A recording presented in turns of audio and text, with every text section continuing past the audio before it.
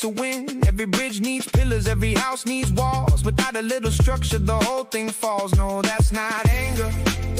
No, that's not fear. It's knowing who I am and making myself clear. Boundaries, they're not the crime. They're the fence that protects what's mine. Strong roots grow when the line is drawn. That's how respect keeps carrying on. Boundaries, standing tall. Better for one, better for all. No shame, no guilt, no apology. Healthy limits build society.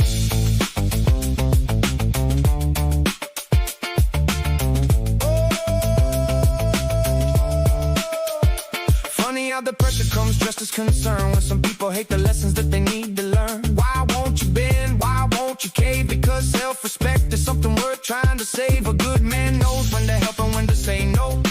Knows what to nurture and what to let go. Not every demand deserves a reply. Not every accusation deserves to occupy the mind. No, that's not selfish. No, that's not pride. It's keeping the balance with nothing left to hide. Boundaries, they're not the crime. They're the fence that protects what's mine. Strong roots grow when the line is drawn. That's how respect keeps carrying on. Boundaries, standing tall. Better for one, better for all. No shame, no guilt, no apology. Healthy limits build society.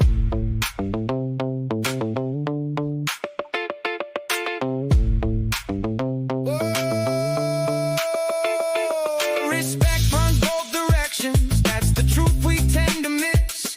Real connection isn't control. It's freedom that coexists. The strongest hands aren't always given until they're empty and undone. The strongest hands know where the limit is and still reach out when the time is right. Boundaries, clear and bright, guiding every healthy life. Men who know where they belong, build communities stable and strong. Boundaries, hear the call. Better for one, better for all. Mutual respect is the remedy. Healthy limits build society. Draw the line, stand your ground. That's where real respect is found. Not a wall, not a divide, just wisdom standing by your side.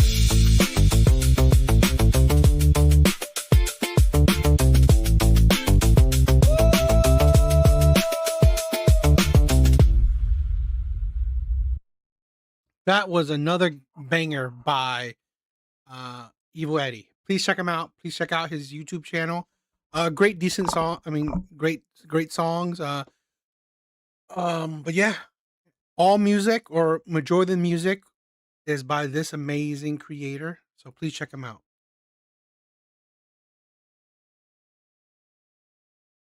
All right.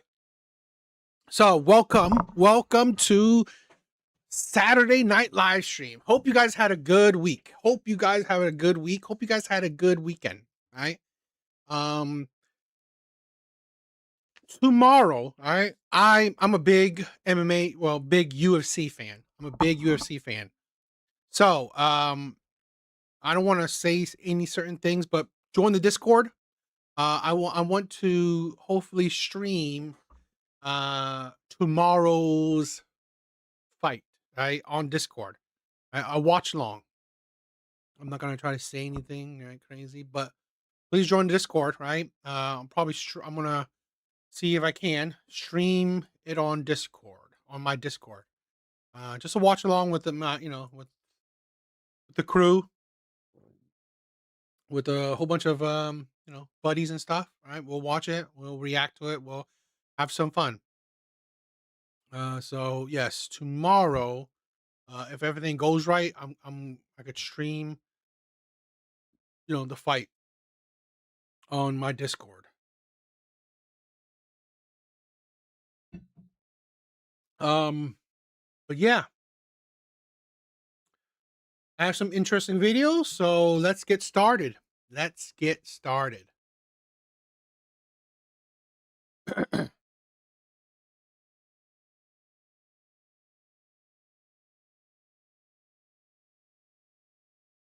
All right, let's get started with some TikTok videos, okay?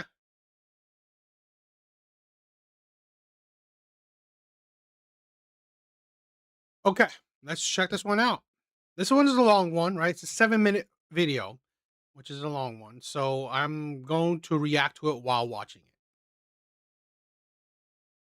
I just got off the phone with my dad to break the news to him that I'm unemployed because I got laid off yesterday, and it was a much shorter phone call than I expected, probably less than an hour. I honestly thought it would be at least over an hour, but as soon as I told him, he just started wailing, and he kind of knew, like he said he saw it coming because just like from things I've told him, I mean, it was kind of to be expected. And he was upset at me. And he was like talking about how he was planning this trip in October back to China, but then now he can't go because he has no choice. Like, I only have so much savings that if I can't find a job by then and stuff, he's gonna have to cancel his trip because he'll have to help me pay for like my apartment and other living expenses. Why? You are an adult. You are a full-grown adult. It is your fault that you lost your job, not his fault.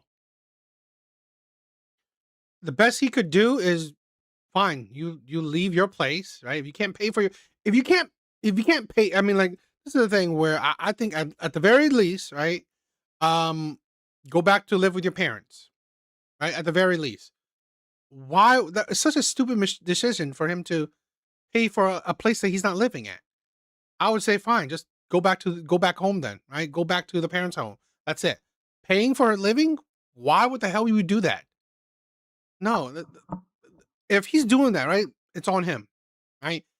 He don't need to cancel his trip because of her actions. For whatever reason. I don't know if she's gonna say why she got fired, right? Why she got laid off. I don't know. I don't know what kind of job she has, right?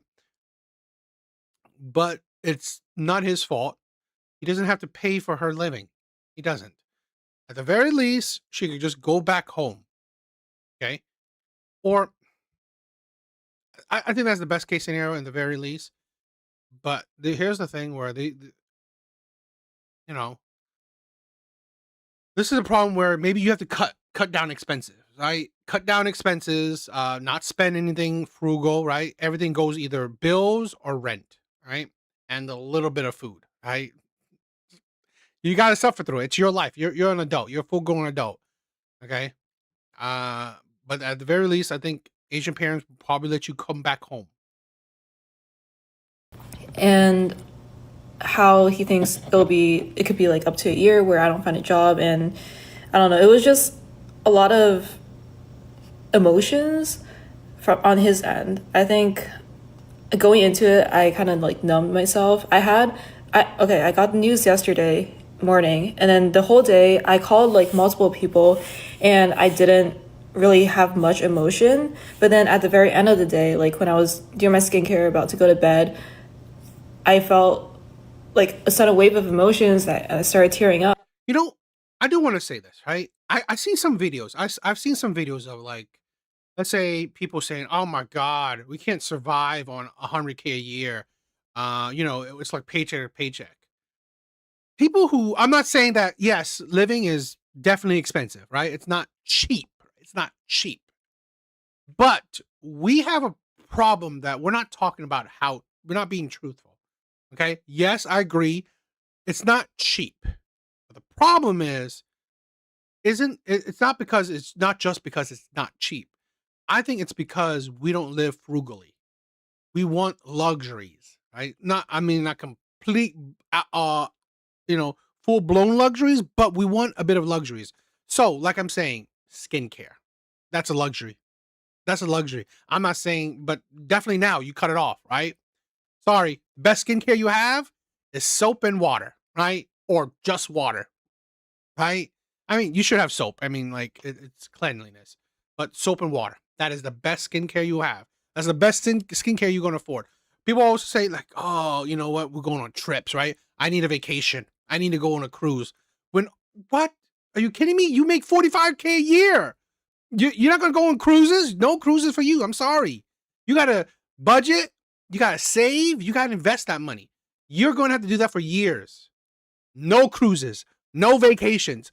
4 years. I'm sorry. You're going to have to sacrifice because at the end of the day, you are an adult. You are going to have to sacrifice, I don't know, 2 pie, right? Sacrifice going to eat at Whole Foods. Big Bars, what is up, my brother? What is up? Thank you for being here. Hope you're having a good weekend. You're gonna have to sacrifice shit. I don't know what to say. Okay, either eat at Audi's or buy food at Audi's. No more skincare, just soap and water. Right? No more vacations. No more eating out. But then I was like, I need to wake up early tomorrow because I still have all these things that all this shit I need to do. And I want to like go to the gym in the morning. I don't want to just bed rot and gym out of the way. I mean, I don't know any free gyms out there. Stop paying for gym. You want to exercise? Go running. Just go running. Right? Go running. Come home. Do some I don't know. Whatever exercise you can do at home. Cut out. This is the thing. See, we don't talk about this, right? People who say I live paycheck to paycheck. If you look at their life, right? Just like the things that I look at, the Caleb Hammer thing, okay? Cost to be a boss. And that is true. That is true. But it's a sacrifice. It's a sacrifice, right? No one talks about it. You see, we a lot of us watch the Caleb Hammer thing. They're buying like fast food. They're buying subscriptions, all these stuff, right? Even though they're living paycheck to paycheck, if that. When you cut out all these shit, no more gym membership, that's out. No more skincare, that's out. Be sad. And so I like let myself cry for 5 minutes and I just like went to bed. And I thought if my dad was more empathetic, I think I would have teared up, but because he was kind of like verbally accosting me, not to say like I did anything great because like I no longer have a job, but I was telling him like the best I could do right now is job hunt, and I already booked my trip for like Asia in a couple weeks, so I can't cancel that. I'm gonna have to go. But when I come back, it's like this. Why can't you cancel it? Did you say great because like I no longer have a job, but I was telling him like the best I could do right now is job hunt, and I already booked my trip for like Asia in a couple.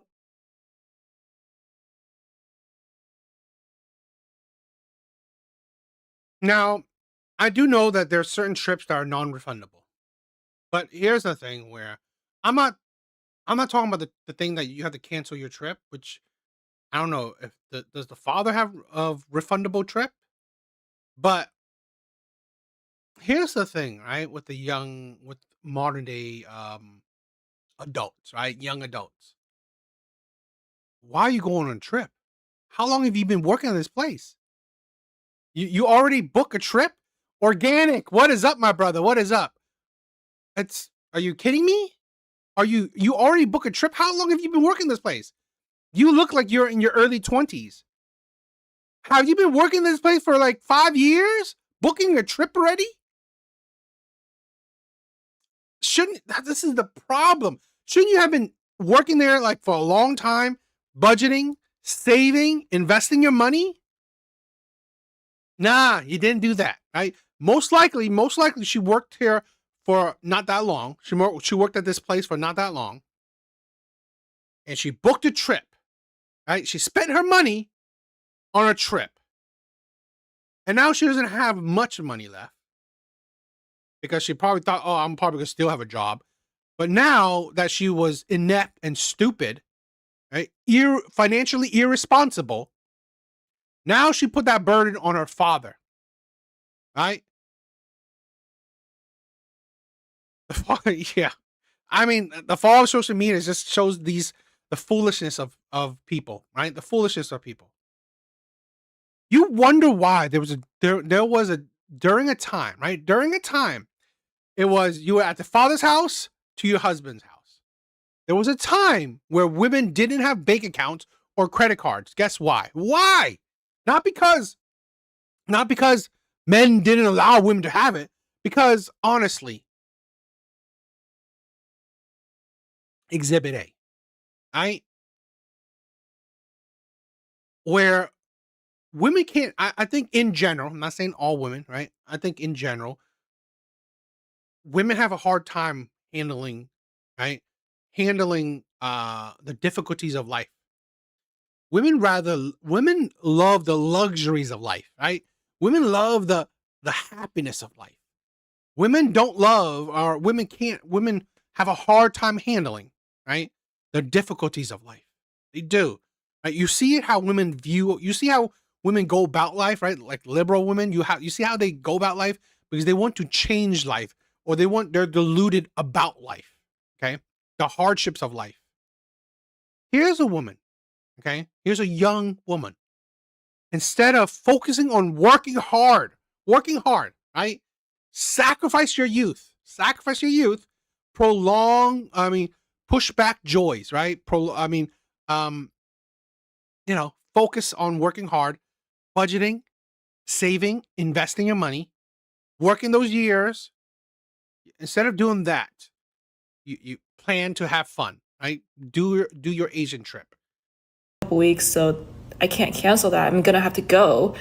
But when I come back, it's like, this is the best I can do. And I was trying to, the reason I called him was to break the news, number one, and number two, to figure out like a next step plan on how like we were gonna cover the bills. We're gonna cover the bills? He's covering his bills. No. How we're gonna cover your bills? How he is gonna cover your bills? What happened to the strong, independent women? Like, I see this more and more of these, right? Yes, I'm seeing more and more of these where it's like, at the end of the day, you still depend on a man. You're still dependent on. This is the problem, right? We constantly think about the 10% of women, right? The 1% of women that are doing great in life, and then we think all women are like that. No, I'm sorry. Majority of women are like this. Majority of women are like this right here. Right? Still asking for a handout from your father. Still asking for help from your father. You might as well get fucking married. Right? You might as well have gotten married when you were in college. Or, I don't know if she even went. She probably did, right? You might as well have gotten married. And like, to be honest, I don't know if my family is the only one, but I feel like a lot of Asian parents are so secretive about how much savings they have. And I told my dad, like, this is the time. Like, if we're really having trouble and... Who's we? You are the one who's having trouble. Secretive savings because of fucking you, right? They're secret about savings because of you. It's like you're literally mooching off of them. You are adult now. You went to school. You picked your own job. You decided not to find a man, right? You want to be a strong, independent woman. It is you. It is 100% you. Girl, it's like, seriously, are you an adult or are you a child? It's not we have to handle this. It's not we have to pay bills. No. You're actually forcing him to pay bills, or you are using his weakness, right? His weakness, his love for you, to share your burden. What the fuck is that? Like, there's still all these bills we need to cover. Got to tap into the savings, and he got to tap into the savings. Unbelievable! It's like, are you kidding me? She's a loser. I swear to God, I've said this before. I swear to God, right? If women were men, I believe the majority of women that turn into men would have been incels. Would be incels. The majority of women that if women were men, they would be incels. They are losers. Do you hear what this loser is talking about? Like, oh my God, we need to pay my bills, right? We need to tap into our savings for my bills. And you wonder why men say, get a husband. At least he's Zyrax. What is up, my sister? Was just like yelling at me and saying how savings are like, once you use it, it's gonna be gone, and it's like money to not be touched. But then I'm like, why would you have all that money sitting there if you're never gonna use it? So I don't. You use it, right, in emergencies. Your bills is not their emergency. You use it for retirement. Your bills are not their retirement. This is funny, right? This is funny where in certain cases, right, we get the detractors who say, oh my God, parents that, rely on their children as retirements are terrible. I don't disagree. But children that rely on their parents as a safety net, we don't talk about that, right? This is a full-grown adult still using her parents as a safety net, still using her father as a safety net. Bitch, you chose to leave the house. You chose to get your college degree. I'm assuming these things. That's why I'm talking in general. You chose to get a college degree. You chose to leave the house. You chose, right, to probably most likely not follow the family business.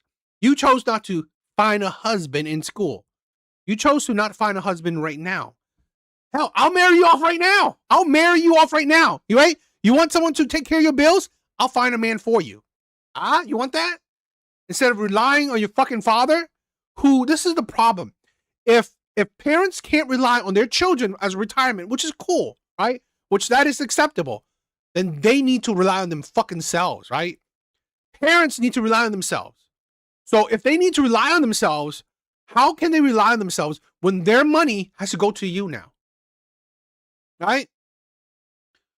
The only time parents are responsible for you is once you're adult. That's it, right? Hell, we see this in the animal kingdom, right? Once you're standing, you're on your own, right? You're shit out of luck. Only us humans think that, oh my God, parents should still be responsible for you after you leave the house. Fuck that shit, right? That is out of love, right? That is out of individual love. That is to the parent's discretion. I do not hold a parent accountable or, responsible for grown-ass kids. If you are a grown-ass adult, whatever happens to you after that happens to you. Laughing man, what is up? I don't even know like how much there is, and if it really is as bad as he's making it seem, then the situation is really bad. But I'll have to call my mom later. I told my dad not to tell my mom because he's like, did you tell your mom yet? I'm like, no, because my mom is working right now. My dad has work in the afternoon, like he starts in the afternoon. So then I called him around noontime, and make it, guys. Yeah. Like seriously, she's gonna become a dependent. She's dependent right now. Literally talking about her father having to pay her bills, her parents having to pay her bills. At least if you make a guy suffer, at least he gets some booty for it, right? At the very least, right? At the very least, he might get some booty for it. Maybe a cooked meal or two, right? At the very least. What are the parents getting? What are your parents getting out of helping you out? What are they getting out of it? Your unconditional love? Great. That's great. That helps them in retirement, right? They get your love, which, who knows if once they hit retirement age, you even give a shit about them. Yeah. I hope too. I'm sorry, right? This is tough love. This is tough love. I hope her father says, no, I'm going to continue my trip. You're going to have to figure it out, right? The very least I could do for you is you can come back home. That's the very least you could do for you, right? That's the very least I could do for you. You could come back home. But other than that, you're shit out of luck. Figure it out. And I told him I wanted to call my mom. Like, I wanted to break the news to her. in the afternoon when she gets off work. But he was like, no, I'm gonna text her. And I told him over the phone, like, don't tell her. I want to tell her myself. But I know he like didn't listen. So now I'm just like, anytime now my mom's gonna text me and be really mad. And I don't know how my mom is gonna handle the news. And I can see her either being really empathetic or being just like my dad. And honestly, like when I was tearing up last night, I think I realized I was actually kind of scared because I have some confidence that I could find another job, but of course it's not 100%. And even if I do find another job, I'm afraid that it's not going to be something I enjoy. I'm just going to.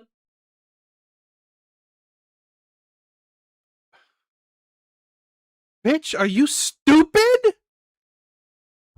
A job you enjoy? I swear to God, right?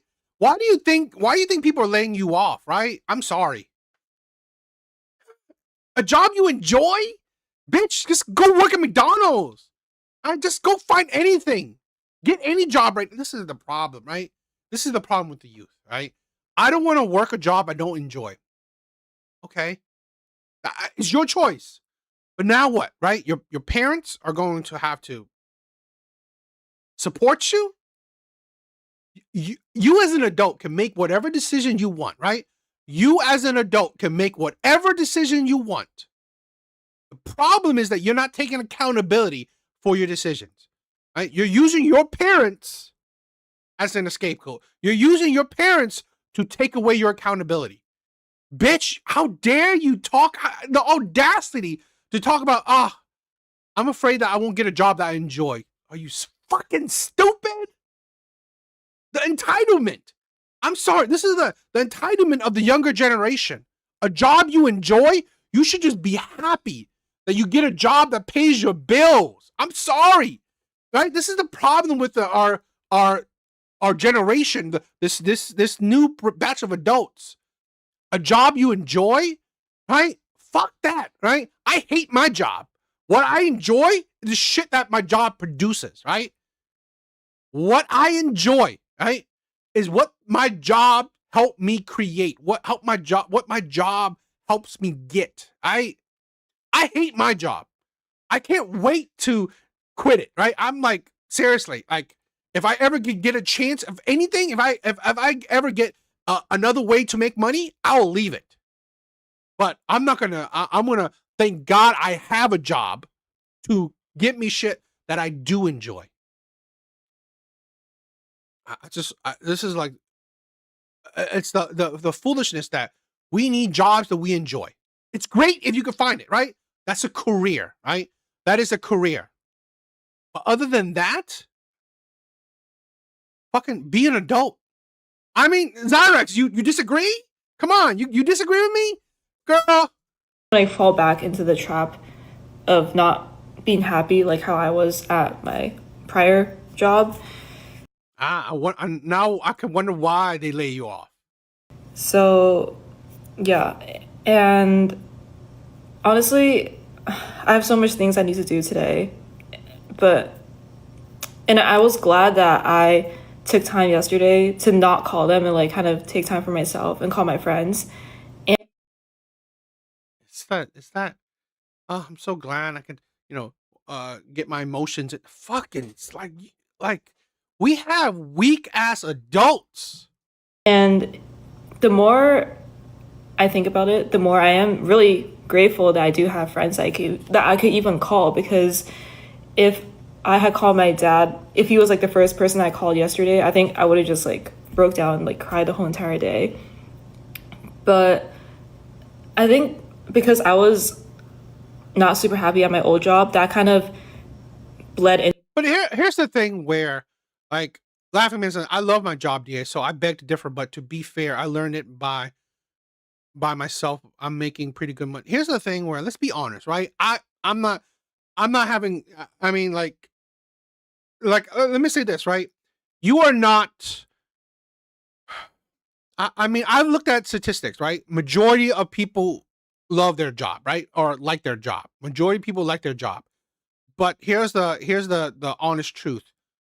You it's like you don't have a right to like your job, right? It's not a right. Right? It's not a right to have. Okay, it's not something that, oh my god, it's part of the package, right? Now, if you like your job, great. That's even better, right?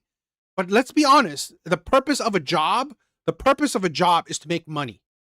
Now, if you love your job, if you like your job, that's amazing. That's an amazing thing. But no one is saying that, it's meant to be, right? You're meant to love your job. You're meant to make a living from it. Good news, I'm a 60+ old out of shape white man, and I'm proud to be at the bottom of the barrel because none of these 304 is worth my time. Into other aspects of my life, like because Steve, what is up, my brother? Love it to see you here. I was unhappy in that aspect. I also somehow felt unhappy about like my friendships or like the amount of friends I have or like how close I felt like I was to my friends, like my existing friends. And yesterday it kind of like put me back into a more neutral place where I could see that I do have friends I could call and like I could text them and they're like willing to kind of help me out to the best of their abilities. But yeah, I don't know. Hopefully I find another job. And it's like not gonna be like a 1-year job hunt like my dad anticipates. And I do want him to go on his trip because he like hasn't really gone on vacation or anything in a while. So it's not like I don't feel guilty. Like I do feel guilty, but then I don't know if it's selfish to want empathy from my parents, even though like I guess I'm unemployed, like it's kind of like on me now. What the fuck is the empathy gonna be? Oh, I'm sorry. That's bad. It's terrible for you. So fucking what? But when I want empathy from them and I don't get it, it also You don't want empathy from them. Fuck that. You don't want empathy for them. You want a handout from them. Let's be honest. You don't want empathy from them. You want a handout. You want them to help you out. The empathy is just a roundabout saying to like, okay, if they have empathy for me, right? If they feel for me, they will probably help me out. That's what you're hoping for, right? Even like hypothetically, okay, they can have so much empathy for you, but they don't help you out. I'm pretty sure you will hate that anyway. Makes me like it makes it difficult for me to empathize with them. So even though like I want to be able to pay for my own stuff and I want my dad to be able to go on vacations and like enjoy the fruits of his own labor, when they're so like not emotionally there with me. You don't care if they're emotionally there for you. Yeah, I think it's I don't think Asian people don't really do empathy. I'm sorry. I don't think Asian people are emotionally intelligent, right? In general, right? Or not necessarily intelligent, but emotionally in tune, right? We're not. I think Asian people are kind of straightforward, right? The whole emotional shit is so Western. I don't know. I can't like feel bad for them as much as like I want to. You can't feel bad for them. Fuck that shit. I'm sorry. This is why. Nah. Once my daughter hits an adulthood, if I feel like I'll help her, I'll help her. But fuck that shit. Like, here's the thing, right? If my daughter doesn't go the path that honestly will get her the best benefits, then it's up to her. If she chose her own path, you suffer the consequences of said path. Now, if you follow my path, okay, and something happens, right?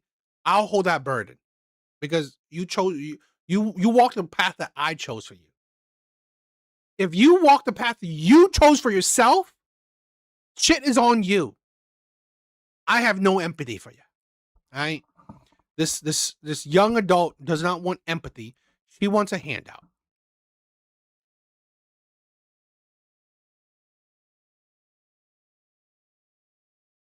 You're limiting your red pill content. It's understandable, right? This is why, to be honest, I don't watch a whole lot of red pill creators. Because I don't want want too much on myself, right? I just react to shit with my own point of views, right? Red Door, what is up, my sister? I just like the audacity when you expect and want your parents to help you out, to say that you have no empathy for them because they didn't have empathy for you. Fuck your empathy. You're asking for a handout. Also, I wanted to let's Do or as much as I feel like I should. yeah, stupid. There was a comment, right, that I wanted to talk about. I guess talking about the father. Does he know the economy and job market right now? Genuine question, because hundreds of thousands of individuals are getting laid off at no fault of their own. Layoffs are mainly due to poor upper management. Okay, so fucking what? It is not his responsibility to take care of you. You are an adult. You are an adult.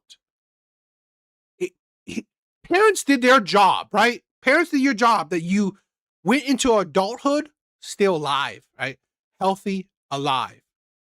Parents did their job, okay? You're not suffering from any kind of mental illness. You're not suffering from like some kind of terrible injury, whatever, right? You went into adulthood healthy, right? And able-bodied. Parents did their job. Now it's your job, right? It is your job to do the rest. Plain and simple. I'm sorry. Who gives a shit? I mean, like, seriously, there are poor people and there are wealthy people. Where are you gonna be, right? In between, whatever. This is the problem. We have a group. We have a bunch of people that don't understand, right? Life is shitty. Life is unfair. You're gonna have to fucking deal with it. So, tough it out. But what do you guys think? Thank you guys for all being here. Please like the live. Please like the live. It helps me out. All right? Please like the live. It helps me out.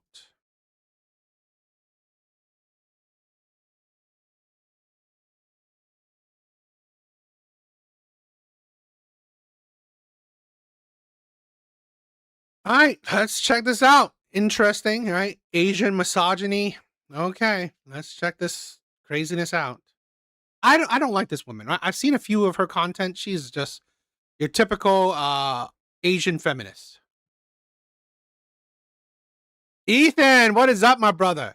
The conversation about who Asian people date is really about self-esteem. But all you incels keep making it about misogyny. You find an Asian woman with high racial self-esteem who's sticking up for us, and then invalidate her intellect based on her dating history. Meanwhile, you yourself will do anything for white people's attention. Or will say really weird fetishy stuff about black men. Yes, I'm thinking of one Gaysian in particular. And as for the Asian woman in question, Unori, y'all are so weird for digging into her private life. For finding photos that she never published of a relationship that she never openly discusses, which is sexual harassment. It doesn't matter what race that guy is. You are so weird. Leave her the fuck alone. Come harass me. I'm dating an Asian guy. Do you need to see a photo of him?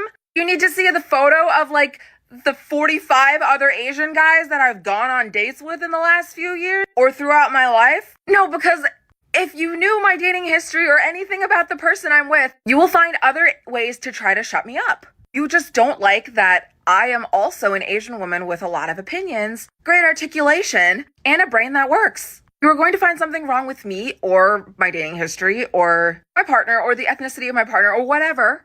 Because at the end, you don't want Asian women talking. And these incels are the ones who have really poor self-esteem too. Like I said, they would do anything for white attention. They're pick-me-go as fuck. They don't do anything to advocate for Asian people, and yet think that they can shut us all up, us women, with the accusation that we date a white guy. Sincerely, shut the fuck up. If you can't even pay attention to your own advice, then stick it, right? Here's a loud ass feminist Asian. I've said this so many. This is the thing. Men accept whatever, right? Men accept whatever. I can't believe there's such an idiot of a man that would be with you. I've said this before, right? It doesn't matter if you're fat, skinny, ugly, pretty, annoying as shit, right? Or feminine, right? It doesn't matter. There will always be a simp out there for you, right? There'll always be an incel man out there for you. Always. I would love it. Like, let's do that. I mean, like, I would love to do a debate on, on a lot of different things, right? Zyrex, think of some stuff, right? Help me out. Like, what are your thoughts, right? But it's like, here's my thing, okay? Here's my thing with the whole the Oxford study shit. It's a meme, right? It's a meme, right? It birthed out of this culture, right? The meme-ish culture. It's a meme. The Asian people or anyone, right, that talks about Oxford study, it's not really like, oh, I'm hating on you. It's a meme. They're trolling you. It's only stupid women like this, feminists, right, that can't understand. Like, they can't understand culture. They're too emotionally triggered that can't understand that. It's a meme. Oxford study, when people say, like, a whole bunch of men say Oxford study, it's memeing you. It's trolling you. They're trolling you, right? Asian men aren't crying, right? Because you got with a white man. That's fuck that. That's on you. Who cares, right? I don't believe so. I don't believe the majority of Asian men that say Oxford study or anyone, they care that you're dating a white man, right? It's just funny, right? It's funny. And it's worth being trolled. That's it. It's the trolling behavior that's very prevalent in online, right? It's trolling behavior. But women like this get triggered because the feminist poison makes women easily triggered, right? Yeah, for every man's trash is another man's treasure. I agree. Asian women adopting cosmopolitan upper middle class white women attitude is such an yeah. I mean, again, this woman talks about white supremacy, racism, all this shit. You ain't doing shit for Asian people. Talking about your stupid shit, right? Talking about your it's like literally the shit that comes out of women like this' mouth. It's usually comes out of white liberal women, right? Your ideology isn't like fucking Asian ideology or black ideology. No, right? It's white people ideology. So how special are you? It's the stupidity of these women. It's just really, I've said this before. Feminism is poisonous, but there will always be a fool, right? That will accept whatever is handed to him. I've been making a list of acts of Here's something that's continuing that crazy ass feminism. I've been making a list of acts of microfeminism to use in everyday life, and I'm going to share them with you. Here are my favorites. Gendering professions when I'm talking about men. So male scientist, male doctor, male mechanic. This feels especially relevant with the Olympics on, but when you see a male sports team calling it the boys, whatever it is, because if you notice, people do this with women's teams all the time. So like, oh, look, the boys hockey is playing. Oh, I didn't realize that the boys curling team. Oh, Zyrax. If that's, oh, come on. Then we can have a show all on feminism. Let's do it, right? Wednesday, like you said, you're going to come on. We're going to have to do it, right? We are going to do it. I'll say it. Feminism is poisonous, right? Feminism is poisonous. That will be the topic, right? So I'm on. Let's do it. Was on today.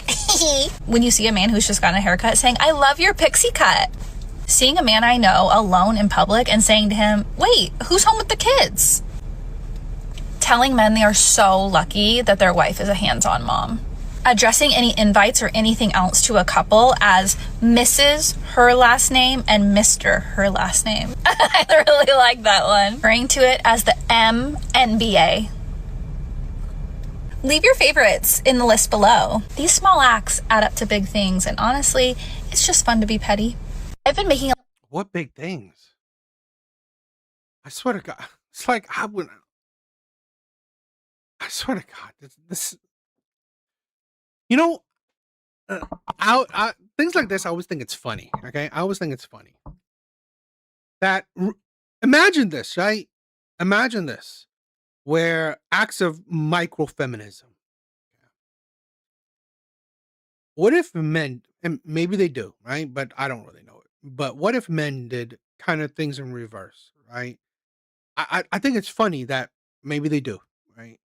But women will hate that or call that out, right, as misogyny. I didn't get it at all, right? To be honest, I didn't get her little microfeminisms. Like, okay, okay, whatever. I mean, like, but it's women who are so emotion based. They get easily triggered. They're so like really just. It's like all these things is the highlight of their life, highlight of the day. Yeah, and if that's the case. I've been making a list of acts of microfeminism to use in everyday life. You guys really love the first video, so let's do a part 2. When a man says, you should smile more, you say, you first, and then when they smile, you say, good boy, with a straight face, and walk away. When someone says something positive about a man, you say, not all men. When a man around you tells a joke or makes people laugh, turn to a friend, a woman obviously, and say, see, men can be funny sometimes.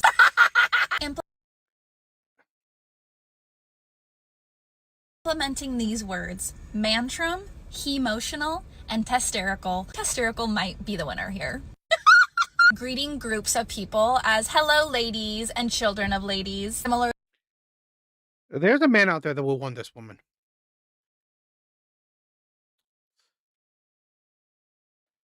That is what's scary.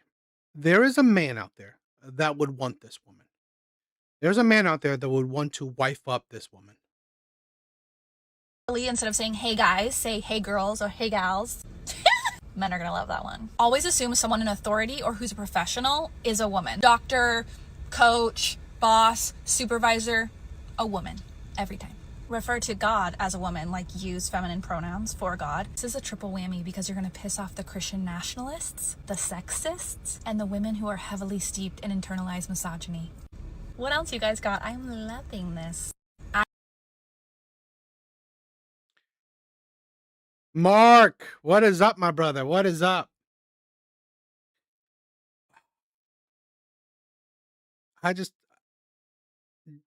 Alan, what is up? What's up? Do you ever gonna react to the video that I told you about? The red pill video? Yeah, I was going to do that. I'll probably do that. I don't know, Monday. I'll probably do it Monday. Bro, things happen, right? I probably will. I mean, did you check out Wednesday's live stream? I wanted to do that, but someone asked what they wanted to talk about the Carmelo Anthony case, so I was doing that. I mean, as a fun as it is to point and laugh at annoying women endlessly, endlessly. Did you watch Wednesday's live stream? I didn't endlessly. I mean, literally that live stream debunked you, right? Literally we were talking about Carmelo Anthony. Unless you view that guy as you view that boy as a woman. Yeah, the not Jeremy Renner is Alan, right? That is Alan. Brent, what is up? Again, this is why I said you're disingenuous, right? I've said this, you're disingenuous because I literally just did a live stream. My last live stream is about Carmelo Anthony, not a woman. Yeah, I mean, again, there's so much content, right? But I do things a variety of stuff. So, but I'll probably do it on Monday, right? On Monday, I'll probably react to it on Monday.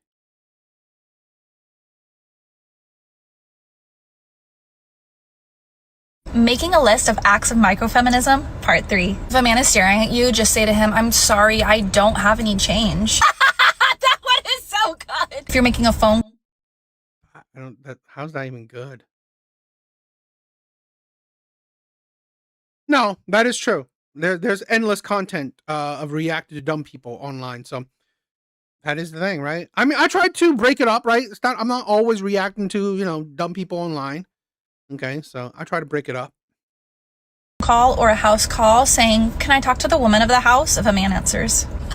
If you take the tips from my last video and switch to saying, hey gals, hey girls, instead of hey guys, if a man takes offense to that, you can just say, you know what? I'm really sorry. I didn't realize that your masculinity was so fragile. When you see a man wearing a sports jersey, tell them you absolutely love their costume and then ask who they're cosplaying as today. I love that one. And then tack on, I'm honestly so glad. God, I find it so annoying when people, and in this case, a woman, like extraordinarily laughs at her own jokes. It's like, I fine, it's funny to you. It's very funny, I guess, but like the level of laughing is like, God damn, it's really not even close to being that funny. That people are still into men's sports. Good for you. My personal favorite that I do all the time when a man is mentioned, saying, why would a man be there? Because actually, why would a man be there? Switch to using women's names to do the phonetic alphabet. For example, here's a message to all mega men. S as in Suzanne, T as in Trisha, F as in Francesca, U as in Ursula. I honestly have a Yeah, she is so fucking annoying. I'm making you guys suffer. I'm sorry. I know I'm making you guys suffer, but these are the type of women that are out there. These are the type of women out there. And I'm sorry, right? These are the type of liberals that are out there. These are the type of liberals, progressives, Democrats that are out there. Now, I'm not, of course, not all, but I personal belief, she's the majority, right? She's the majority. Not all of them, but when I say majority, at least 51%. At least 51%.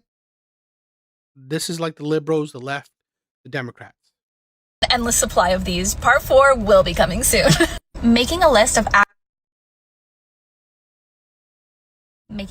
acts of microfeminism. Part 4. If you're talking to someone in customer service, specifically request to talk to a woman because you want the issue to be dealt Which one are you gonna use? You've heard an act of microfeminism that you're gonna use? Zyrax? Which one are you gonna use?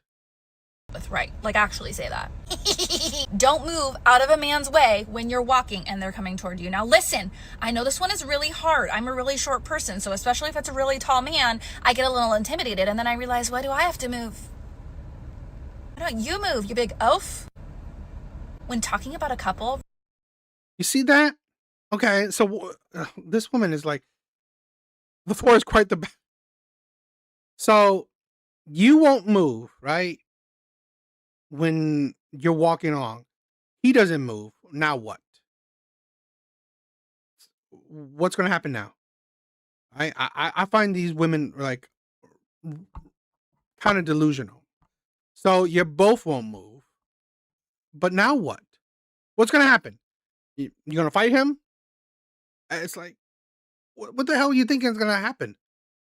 refer to the man in relation to the woman. David Beckham. Oh, you mean Victoria Beckham's husband. Yeah! Telling a man you really like his blouse. Some more alternative. She's probably on some meds. When a man says to you, you should smile more. Number 1, say, you first. Then when they do, ew, never mind. She literally just kind of used that one already. She just changed it up a bit. Number 2, okay, say something funny. When they start to talk, you say, ah, and walk away. Number 3, you want to know the best thing I do as an act of microfeminism for real? I'm raising boys who treat women like they're human beings. She has fucking kids. She has kids. Great.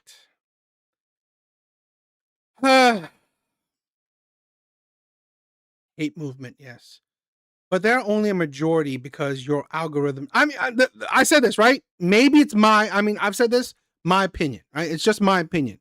Now, I don't know. Like, I mean, do you have, I know, Alan, you have your opinion, right? You don't believe this is the majority. But I mean, I don't see any data about it, right? I don't see any data against it, right? So that's my thing. Like I said, I make it a preference. I make it an issue to say that's my opinion. Okay. But I don't see any data against it. Right. But I'll be honest. I don't see any data for it. Okay. I don't see any data for this kind of thing. Right. But let's be honest. Okay. Here's a video, right? Here's a video that has over 284,000 likes. 284,000 likes, okay? 1,000 comments. So I would say that the women that the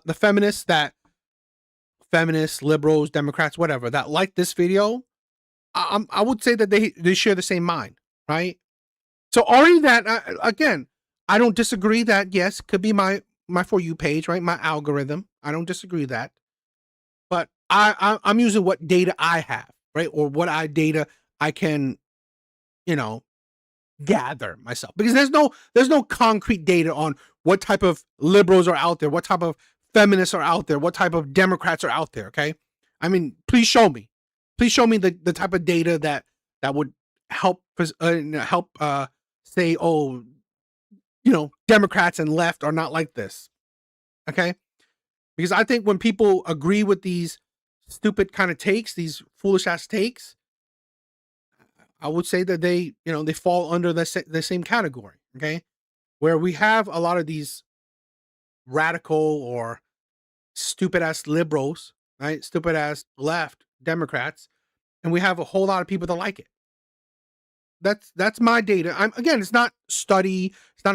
It's not any statistics, right? It's just in my opinion, a logical guess, right? A logical assumption. So radical. Making a list of acts of microfeminism. Part 4. You're talking to. I can't believe she has kids, but not. I mean, what am I saying? Of course she has kids. There's always a fucking simp out there, right? There's always a simp out there. There's always a man out there that will accept whatever he can get. There'll always be a man out there that will accept whatever he can get. So, it is what it is.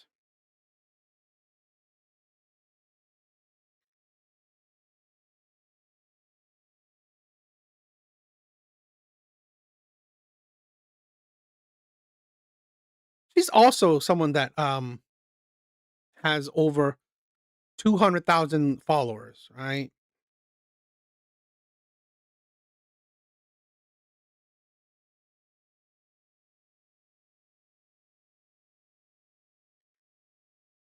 I can't believe she has a man. But whatever. It's really crazy that she has a man. I don't know. You can't see that what she's doing is giving you a taste of your own medicine. Here's Zyrax. We got to talk about that, right? So Zyrax said, oh, I'm sorry. It doesn't show that one, but whatever. Zyrax said, you can't see that what she's doing is giving you a taste of your own medicine. I've said this before. I believe women. I believe minorities, right? I believe women, minorities, if not the alphabet community. If they had the power, right? Okay? I believe that they would do exactly the same or kind of the same as the people they complain about, right? Women would be no different than the men, right? The oppressive men that they complain about. Minorities would be no different than the white supremacists they complain about. Because you see it today, right? In a world where they don't have the supposed power, they will give you your own medicine back, right? It's in them, right? So women, minorities, alphabet community, they're not on a more high ground, right? They wouldn't stoop to your lows, right? They wouldn't stoop to your lows. No, they will. They will, because it's within them, right? It's within them. It's a human thing. This is a thing. It's a human thing. Fair enough, dude. I get what you're saying. I still think you should react to more liberal content that's researched and made by people willing to back up their claims. I will still send me more videos. I mean, like, I only got the Redpill one. Did you join the Discord? I don't know if I've seen any other videos you sent, right? I only know the Redpill one. I will still say that she seems to be a very annoying person. And I wouldn't even take anything she says seriously. No, I don't take anything she says seriously. Okay. I don't take what she says seriously, but what I do take seriously is her influence. Right? This is a thing we don't talk about, my brother. What I do take seriously is her influence. That is the problem we don't talk about. I'm sorry. Most people are stupid. Most people are sheeps, both men and women, right? Most people are stupid. Most people are sheeps, right? Most people are easily influenced. Why do you think propaganda works? Why? People are sheeps. People are sheeps. Plain and simple, right? Majority of people, right? At least 51% of people are stupid. They're easily manipulated. Easily manipulated. So I don't care what she says. I care that she has influence. Right? Because then now, even though I don't care what she says, because she has influence, the stupid shit she says spreads. Right? Because if you see, like I said, 1,000 comments, over 1,000 comments, and in all those 4 videos I've shown you, probably over, I don't know, 5,000 comments of people agreeing or people giving their own takes of micro-feminism. So, but yeah, I wanted to talk about what Zyrek said, right? Giving men or white people, right, their own medicine. You show that you are no better than the people you talk about, right? The people you complain about, because if given the opportunity, you would do exactly the same thing. Right? Exactly the same thing. So I bet she's going to do a MJ Gray pivot. Like, I'm actually married. I mean, like, maybe. It's always those kind of feminists, right?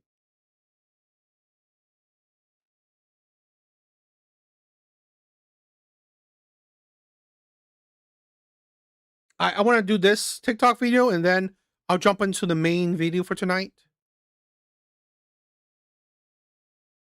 All right, let's check this one out. I broke up with my boyfriend today, and not for any crazy reason. No heavy argument, nothing crazy. He's a great person. He's really such a sweet guy. He literally taught me how to love. He's gentle. Whoever gets him is going to be in for such a soft, loving. I always find women like this funny, right? I left a man that was so amazing. I broke up with him because and even though he is so amazing, I still left him. This is a 5-minute long video, so I'll probably react to it while watching it, but I find those type of women just absolutely unbearable, right? Those are the type of women that, in my opinion, right? In my opinion, these are the type of women that will then come online, right? And spew a whole lot of shit about men. Life, right? But I realized I'm a very high output individual, and I have high expectations for my friends, my girlfriends. They'll all tell you, Christina does not want to hear your bullshit. I'm not the friend that you call and vent to unless you want a real solution. If you want me to just listen, I could do that, but make sure you say that in the beginning of the call. But I'm the friend that's going to apply the pressure. I'm going to challenge you. If you tell me your dreams and your goals, I'm going to hold you accountable, and I'm going to make sure you reach them. I'm that friend. I'm going to get you to your goals every single time. And I'm that woman in a relationship as well. My husband, if he has a bad day, I'm going to remind him who the fuck he is. He's a king. You are a boss. You deserve the world. And I'm going to help you get it. I'm the kind of girlfriend that will buy you a fucking car. I'm the kind of girlfriend that will really grind all week just to see you happy at the end of the week. You can call me a pick me. I don't give a fuck. You guys know I don't care. But I'm the kind of girlfriend that will fight for it, that will make it work. I'll cut everybody off. I don't care. Everybody can go. What did Jay-Z say? If the house is on fire, I'm not leaving. I'm not leaving. I am loyal. I am so... I find women funny, right? I really do. In the same breath of saying how loyal you are, you just said you broke up with a man you were dating, your boyfriend. I don't understand how this loyalty works, right? So many when you guys seen it, right? When I do these Kendra G reactions, all these women say, "Oh, one of the best qualities I have is I'm loyal," right? Did you not break up with men before? How fucking loyal are you? You're so loyal, you're leaving men. I mean, like that's loyalty in a nutshell, isn't it? You're so loyal, you'll break up with men. Break up with men you already chose. Excited to build a family with somebody that I will cut off my own family because they're so toxic that I will start a whole new family and become a whole new last name, a whole new person, and won't look back. That's how important it is for me to choose a person. He doesn't give me half of that energy. I think that he thinks that just by being good and kind to me and opening my door and bringing me roses every month, and like, I think he thinks that he's going above and beyond. And he's not. Above and beyond is keeping my soul calm, giving me words like, baby, I got you, don't worry. Even if it's not it's never a financial thing between us. It's nothing like that. It's just like, I need you to be certain about me. I need you to know this is my partner. I don't play about her. This is my woman. I'm excited to have her. I'm the type of woman that will change your life when I come into your life if you let me help you. If you don't want my help, I can't help you. But I will change your life. So I can't be in just a relationship because you're a good person. That's nice. Let's stay friends. You know, let's have a good, let's flirt sometimes. Sure. But what the fuck is that? Okay. I find it a bit weird. Did you just let's flirt? So you're going to play with his emotions?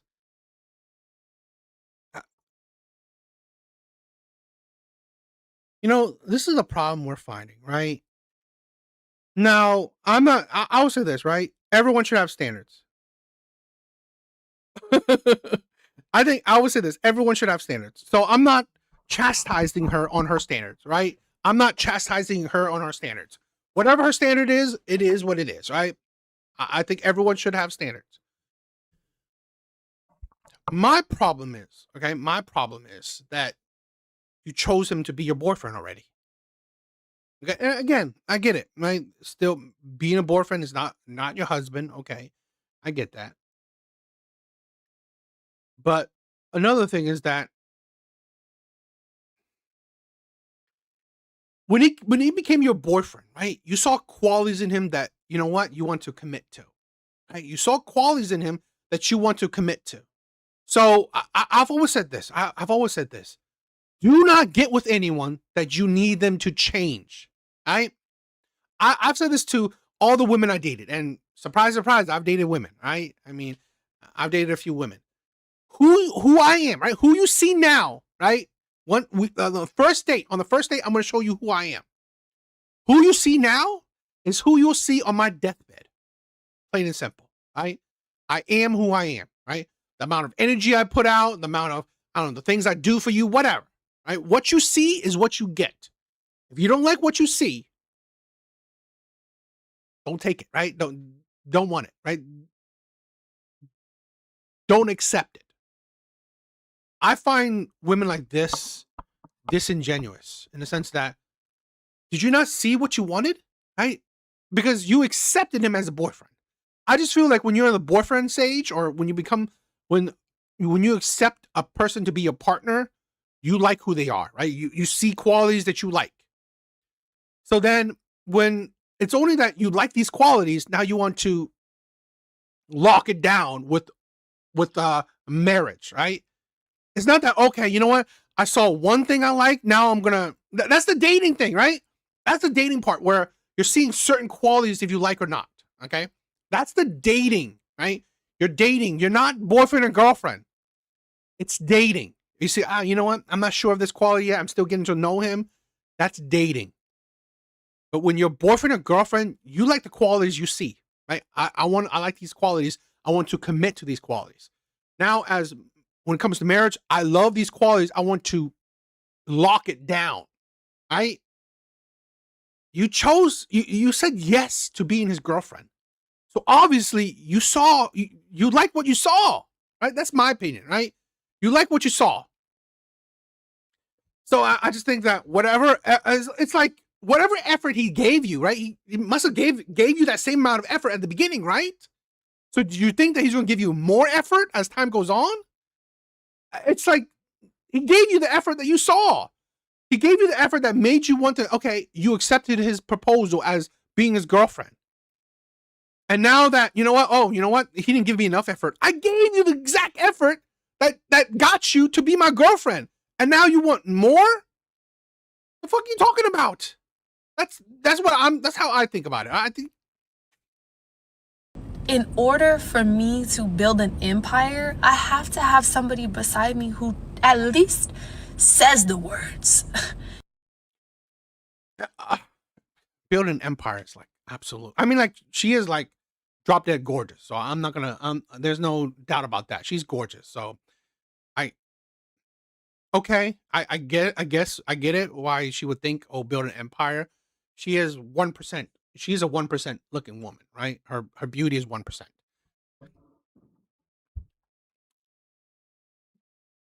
But I think a lot of times women are delusional because they want to date themselves, right?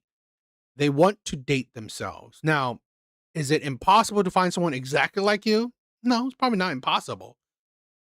You just make it improbable. You gotta at least say the words, I got you. I'm on your team. Nobody can talk bad about you to me. You're mine. We are together. Yeah, she's the beautiful woman, right? She's top 1% beauty. Need to feel that passion, that hunger, that grit. And I'm only a woman. I can't teach you how to be a gritty motherfucker. I can't, you know? And I think that he's okay where he is. He's okay where he is. He's not looking too far in the future. He's not looking too far in the past. He's just here. And that's beautiful. I think that's exactly what another different woman needs. But this woman, I need somebody to push us and get up 4 a.m. Let's go, baby. We gotta go. We got goals. You got fashion week this week. We got goals. Come on, baby. I'm training you all week. Let's go. Now, I'm not saying that, you know, if that's what you want, that's what she wants. But what I do say, right? Not necessarily her in particular. But this is the danger of certain women that want ambitious men, right? Hyper ambitious men, right? Yes. This is the thing where some of these women that want hyper ambitious men, right? Hyper motivated men, is that sometimes they think that men can shut it off, right? Like maybe she could shut it off, but when you have hyper ambitious men, what if he's so ambitious where he's focused on his career only, right? You found the hyper ambitious man, right? The go getter. Is he still what you want? Probably not. Probably not. Women will regret, right? A lot of times, right? It happens a lot of times. Women regret what they asked for, right? I want a man that, you know, provides and protect. Well, now he provides and protect and he orders you around, right? He orders you around. He's very strict with his provisions, with his resources. Oh, I want a man that's hyper ambitious, right? That's crazy ambitious. Okay. Now he has no time for you because he's always working. He's always on his phone, right? Always trying to make deals. I mean, I want a man that's like hyper, you know, big, muscular, macho, right? Okay. But now he's like anger problems, right? He has anger problems. He's, you know, he's always at the gym. He's like, I don't know, he could hyper tough. He beats you. I need that, you know? And so I love him. I definitely do. He is such a good guy. And I'm gonna feel a little bit of envy when he posts, you know, his woman. But I know it couldn't have been me because God didn't give me all this ambition and all this desire to be great just to end up with somebody who's okay with just being here.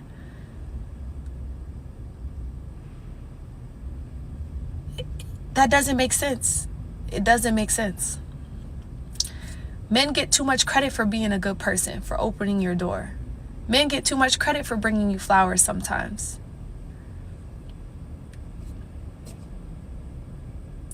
You getting too much credit for that. Yeah, because you always want them more. You always want more. You always want more, right? This obsession with it's never enough. It's never enough. It's like, I want perfect. I want perfection. I want a man to be perfect. He has to be perfect. It's not enough. Okay. Again, right? I get it, right? You are beautiful. The issue is what happens when you stop being it, right? What happens when you, I don't know, she looks like she's in her maybe mid 20s. What happens when you're in mid 30s? What happens when you're in the 40s? I've said this before. We're all adults, right? We're adults. You choose how your path works. You choose what path you take. The problem is, don't complain about what's at the end of your path. Don't complain how rocky your path is. Don't complain. That is it, right? Because now you lack accountability. You chose that path, right? You chose that path. No one forced you. No one forced you to leave the man. No one did, right? Then, I don't know, years later, it's like, oh my God, all these men are like, they're too busy. All these men are cheaters. All these men are liars. Bitch, didn't you not, like a few years ago, you said you had a good man, but you said he's not enough? And now you're complaining about other men? If lying and cheating and, you know, being abusive was your number one priority, you should have got with this man, right? But I thought you said, you know, ambition is more important, right? Or, I don't know, other shit is more important. It's like, no, I want everything. I want a perfect man, right? He has everything I want. Well, bitch, you're crazy. They making that look like it's a big thing. It's not. That's requirements. That's like waking up and brushing your teeth, baby. No, it ain't. If you don't brush your teeth, right, your teeth get rotten. If I don't open the fucking door for you, you could open it yourself. If I don't buy you flowers, so fucking what? Not requirements. It's what you think as requirements. It's what these types of women think as requirements. But they're not. They're not requirements. Because here's the insanity, right? So do you think that, you know, you give men sex whenever he wants is a requirement? Nah, God forbid. That's a requirement. Misogynistic, sexist, right? That's not a requirement. But him opening the door for you, him providing and protecting you, him buying you flowers, right? Every day. He's buying you gifts. He's doing all this shit is your requirement. I've said this before, right? You can't tell a beautiful woman anything. You can't. Because it doesn't make sense. Because she's living the opposite, right? You can't say, oh my God, you're going to hit, you know, no man's going to want you. Plenty of fucking men want her, right? Oh my God, it's like, you're not going to, you know, I don't know, make it in life. She's probably wealthy, right? She's probably wealthy and wealthy men want her. So really, women like this will never listen, right? They will never listen. They will never understand. That's not the point, right? That's not the point of saying the shit I'm saying. Right? I'm not saying shit, right, to, you know, get women to change their mind. You can't, right? When women are in their prime, you can't change their mind. When women are in their prime, you can't change their mind because they're living life counter to the shit you're saying. Right? Plenty of men want her. Right? Plenty of men want them. They're making probably a lot of money, or, you know, whatever. They're living the life, right? They're living a amazing life. So you can't say shit to beautiful women. But what you could say is for men to understand, or for younger women to understand, or women past their prime to understand.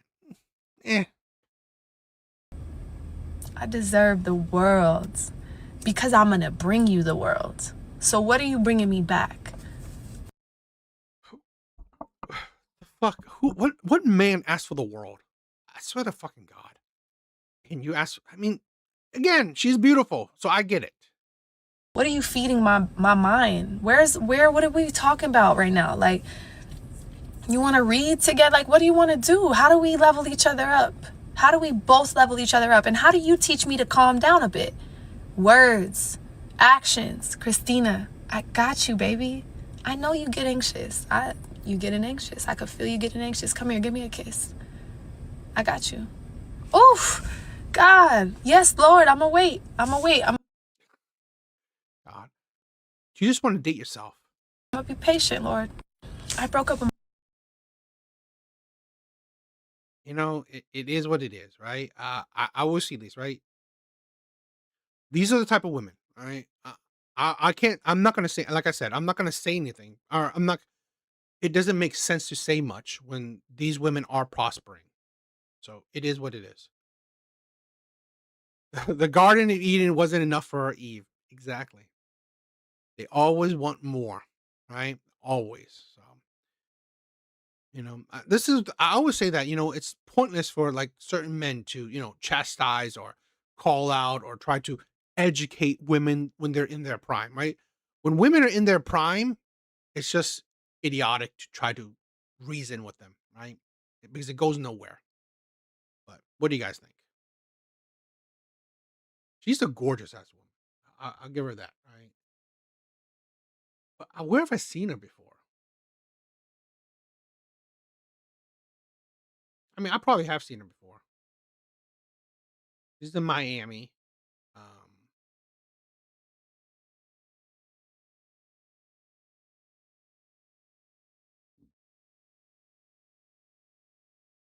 she will have no problem. I mean, like she will she will most definitely find her high value man, right? I mean, the only way she won't have a man is that she doesn't want a man. That is it. She will, she will get men. So that will never be a problem. That is that, but that's the thing, Ethan. Exactly.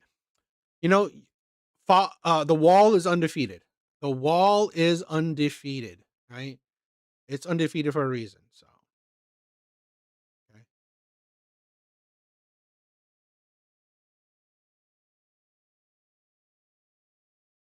All right, this is the main video for tonight. I thought I saw a clip of it on TikTok, so I wanted to check it out. Hopefully, it's a good video. Hopefully, it's a good video. Let's check it out. If you're anywhere near the Asian American content space, you already know who he is. He has been creating around Asian American culture, identity, and food for over a decade. Want to raise you guys today dating in Asia versus North America from the perspective of Asian men and women and Chinese provincial differences and what that means for you if you are Chinese diaspora. As you guys know, I'm Crystal, founder of Asian Rebel Club, born in China, lived across 9 countries in Asia and North America. So I see both worlds from the inside, which is exactly why this conversation needed to happen.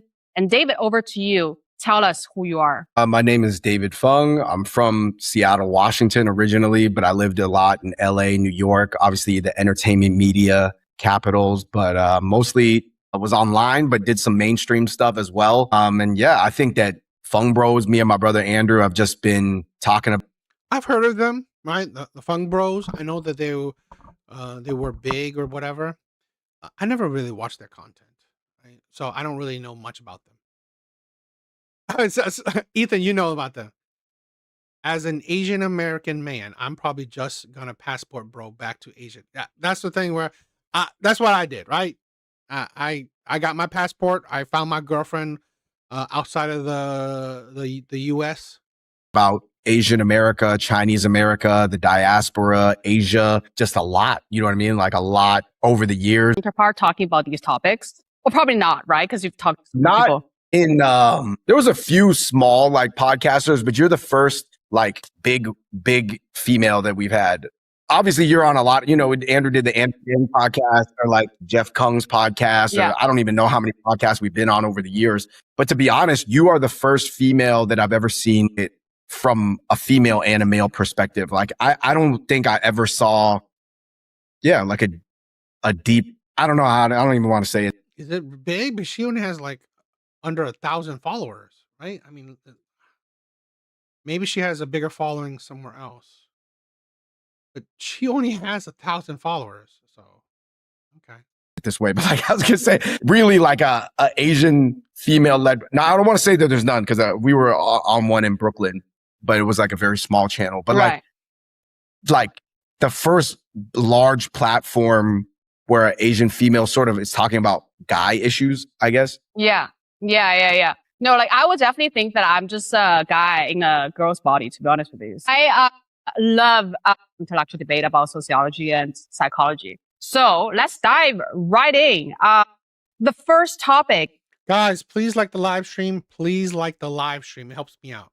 is basically dating in Asia versus North America. I know in your content, you've talked about the transactional dating nature in like China. Do you think that that's dramatically different from North America, or North America just hides the transactional nature through more layers? Well, I think, first of all, dating is inherently transactional, right? Like, I know this is probably a hot take, but not really, because you are looking for something in the other person while you're going on for a date. Doesn't matter whether it's tangible, right? Or intangible, like emotional values. So like it's really about like whether you want to make the transaction. I agree. I 100% agree that dating is always 100% transactional. Now, you know, you can transact for different things, right? Doesn't necessarily mean sex with money, but it's transactional for some kind of thing, right? Like I could ask you, oh, why do you love her? Well, okay, why you love her? I could ask why she loves you. Why she loves you? Well, those are transactional, in my opinion. They are. It's more, you know, nuanced transactional, but it's transactional, right? Because you love without that, right? Without the reason why you love her, right? If you take that away, if she doesn't give you that, right, give you whatever it is, then you probably won't love her. Actions, like what you're looking for, more overt, or you want to hide it in like more polite way. And the way I see in Asia is that in a lot of places like Singapore, I live in Singapore, I live in China, is that people are just more used to having the transaction out on the table. So like, even if you go to India, like I used to have a roommate who's Indian, and he would show me this dating app that he used. And, there's a lot of bio data on the app where like person is like a lower caste. I agree. We hide it, right? Americans hide it because of the fluff, right? The love fluff, the Disney fairy tale, all that fairy tale shit. It is transactional. Or a lower class. And everything is just like for you to know before you can even choose this person, right? And it's the same thing with China where like, I remember going to a interview. I would say this, right? I've said this. All relationships are transactional. It's just a degree, right?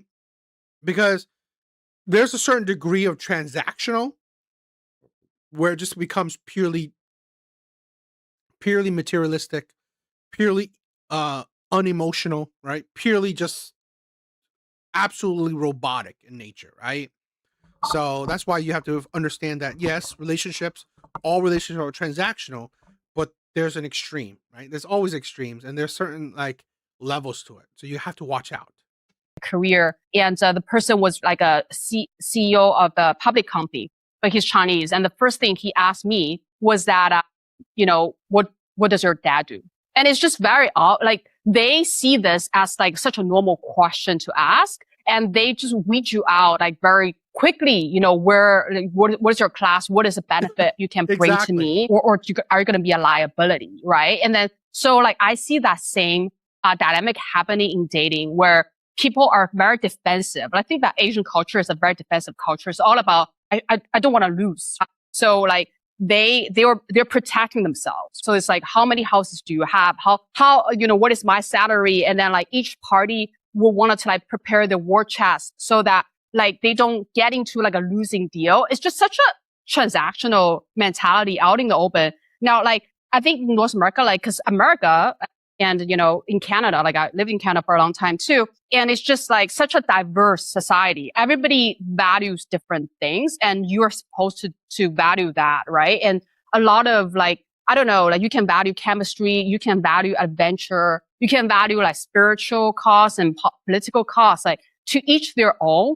So it's not one-dimensional transactional, but it is kind of transactional in terms of like what you're looking for, right? Because like how much of it, for example, is chemistry is coming from this person's status. Like let's just say all things equal. Like a person who, is 6 feet, I don't know, like white guy, like trust fund finance, whatever, in Manhattan, and a person who isn't, right? Like, I don't know, homeless artist, like everything else equal, right? Like which one would you choose? Like I would say most people will probably choose the first one. And is that transaction? Like, I don't know. Like, I think that is. It's just that they don't really talk about it as much as Chinese people do. Yeah, I think that there's always like this Pokemon card game or like Magic card game or Dungeons and Dragons aspect to like matchups. You know, you put down this card of the female, and then you put down this card of the male, or the male and then the female. Like, and I think that, to your point, Asian culture in general, or ancient societies in general, let's just take this out and bring it to the Middle East or like India or something like that. Like ancient societies, they're more comfortable like putting the hard stats on each of the cards that you're playing in the game. Yeah. Whereas like Western people would be like, why do you need to look at it like a card game, like Dungeon? Asian people live on what you bring to the table. Asian people literally live the life of what you bring to the table. Plain and simple. This is why I've said this before, right? Travel the world, right? Travel the world. It's none of this like bullshit, shady ass shit that the West has, right? With these women that are like, just like the covert feminists, right? Covert feminists, these supposedly conservative women or supposedly traditional women, they're covert feminists, right? I think that you have better luck with finding actual conservative, actual traditional women outside of the West, right? Outside of places that are heavily poisoned and influenced by feminism, right? That's why I said go to get your passport, travel the world. I'm not saying automatically, marry any woman outside. I'm just saying like travel the world so you can see what's out there, right? This is the most important things for all men. Open up your dating pool, right?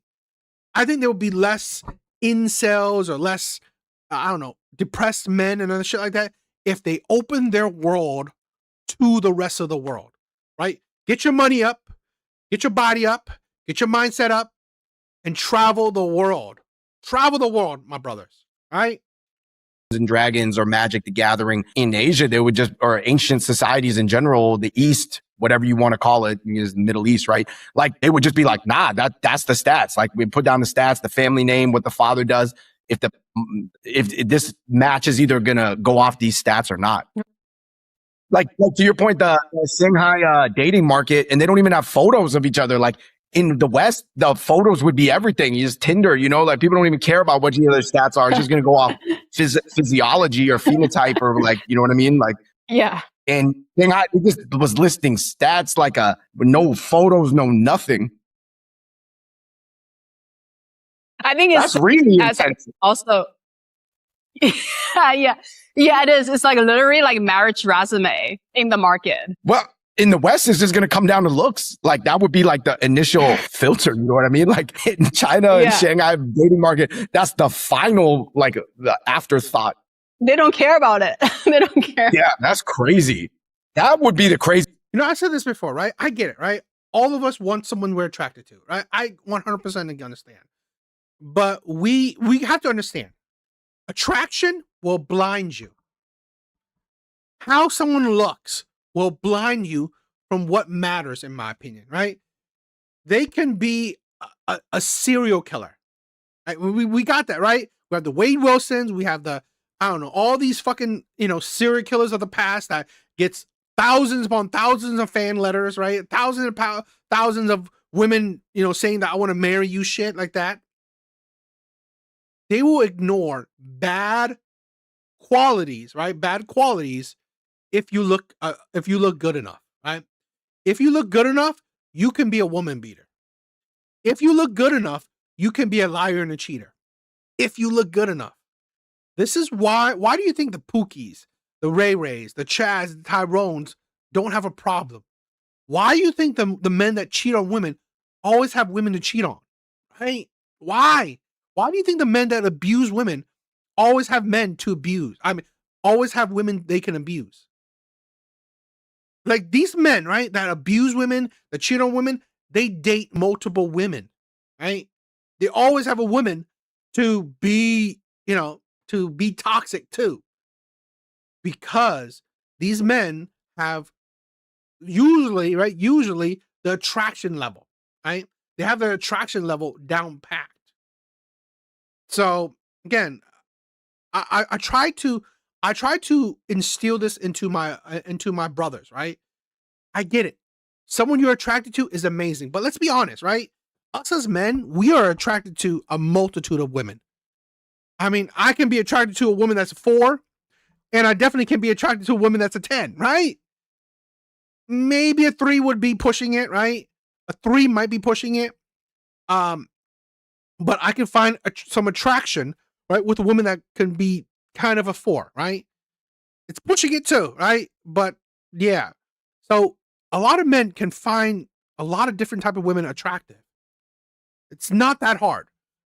Dating statistics have shown that most men find most women attractive, right? Most men find most women attractive. So again, this is why I'm definitely for trade-off of physical attraction for personal from personality attraction is more important to me, right? Personality attraction is 1,000 times more important to me, right? I care about how a woman treats me than how much how beautiful she is, because I can find a lot of women beautiful, right? I find, if you look at some of my girlfriends, right, they're not terrible, right? I'm not trying to be mean or anything, but my girlfriends are average, right? The girlfriends I've dated were average. I think most of the girls I've dated were a 5, at best a 6. I dated one girl that was an 8, right? I dated her like she was an 8. Right? I mean, like most of my friends say that she was gorgeous. She treated me like shit, right? She didn't really value me or appreciate me. So I'd rather date someone that's a 5 and she absolutely loved me, absolutely obsessed with me, and treats me like a king. I'd rather date a 5 that treats me like a king than date an 8 that treats me like a pauper. Yeah, I would think if you just look at the Shanghai marriage market with pure stats, no anything else, they got like an essay that the daughter or the son wrote in like 11th grade to show like their poetic skills or something. It's insane. Yeah. Yeah. Well, like one thing, I think the most hilarious thing I've seen was that this guy in his like marriage resume, he was like, I'm an older guy and I'm a virgin. And I'm like, what the fuck? Like, why would that even be on your resume? Like, why would I want to be with a virgin guy? Like, but yeah, but guys would want to be with a virgin like girl that. though. So I could see his thinking, because he's like, yeah, that's just like everybody want that from a girl. They're gonna want that from me too. But then you see that? I mean, let's be honest, right? A man would want a virgin girl. I mean, I'm not saying like that's probably his automatic, right? It's not his first choice, or it's not his preference, right? Or not his demand for a virgin, but he would gladly accept a virgin over a woman with like 20, 30, 100 bodies under her. A woman would. Let's be honest. A woman would accept and gladly accept a man with 100 bodies. Why? Because he has to have value to have 100 bodies. Okay. A man that's a virgin, I'm sorry, a man that's old, right? He's old. He's 30, 40, whatever, and still a virgin.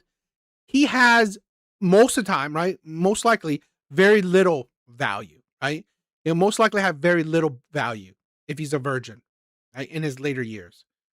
So a woman would gladly accept a man with 100 bodies because she knows that he has to have some value to get 100 bodies, right? To get 100 different women to want to have sex with him.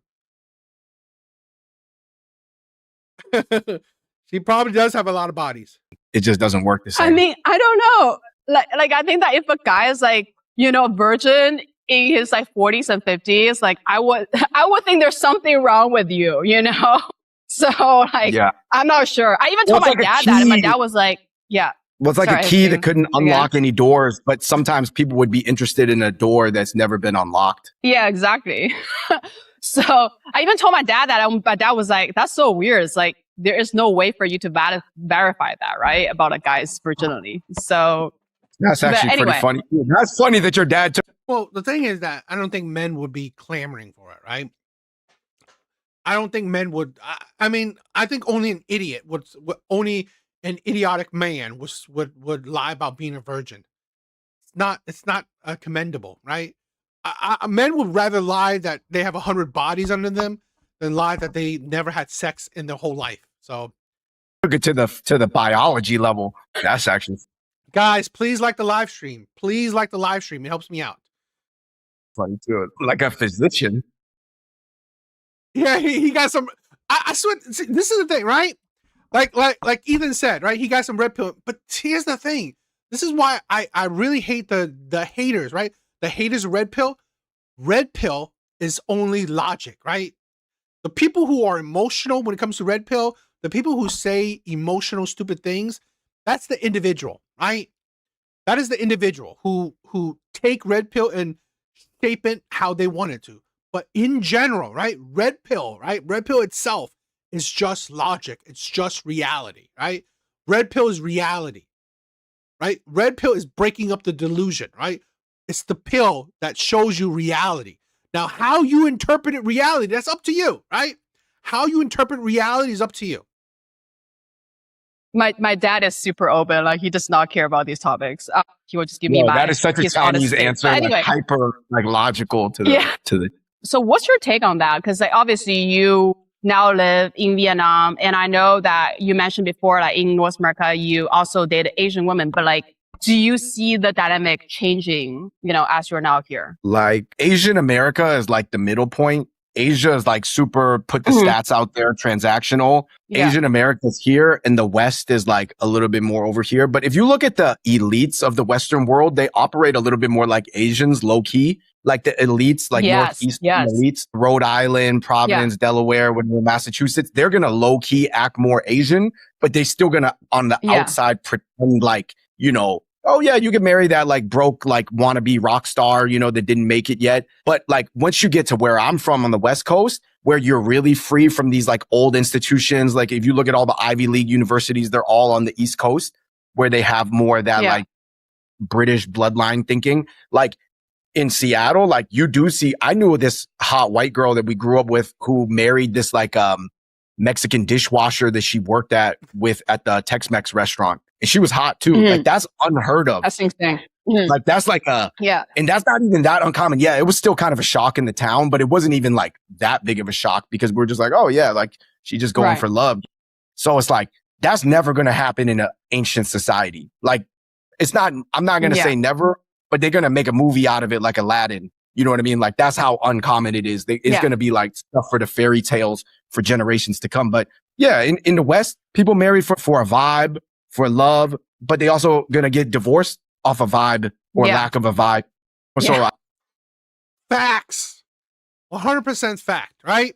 If you got married because of a vibe or because of money, because of beauty, because of like, honestly, fleeting things, right? Fleeting things, right? I mean, like, unless your pockets are big, right? Infinite.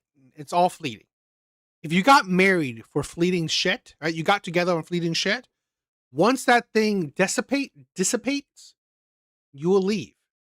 That's why I said it's all logic, right? Don't get with someone because of these stupid ass notions, right? Like the passion. This is why I've said this, right? This is why there's a study out there that says women generally get bored quicker in long-term relationships compared to men, because women generally get with a man because of vibes, right? Chemistry, you know, the spark, the butterflies, shit like that, right?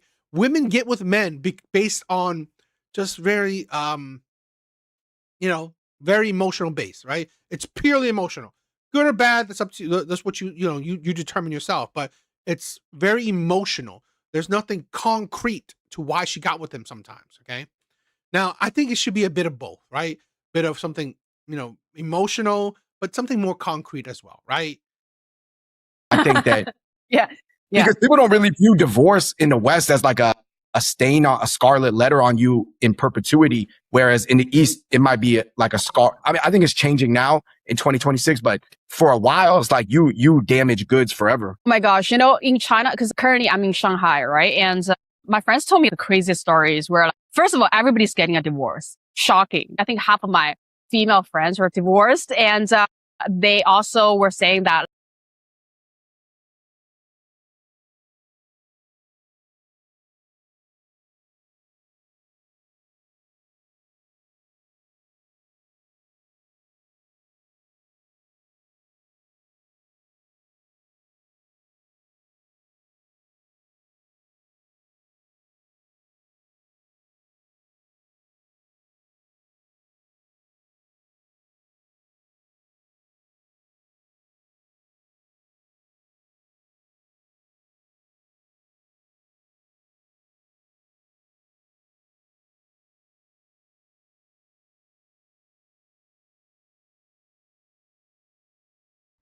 Oh, shit. Thank you, Ethan. I don't. The fuck happened? I'm sorry. I don't know how long that was. Yeah, but that is thanks to the fruits of feminism, right? That is thanks to the fruits of feminism that places like China, Japan, Korea, other places, divorce rates are growing. Divorce rates are growing thanks to feminism, right?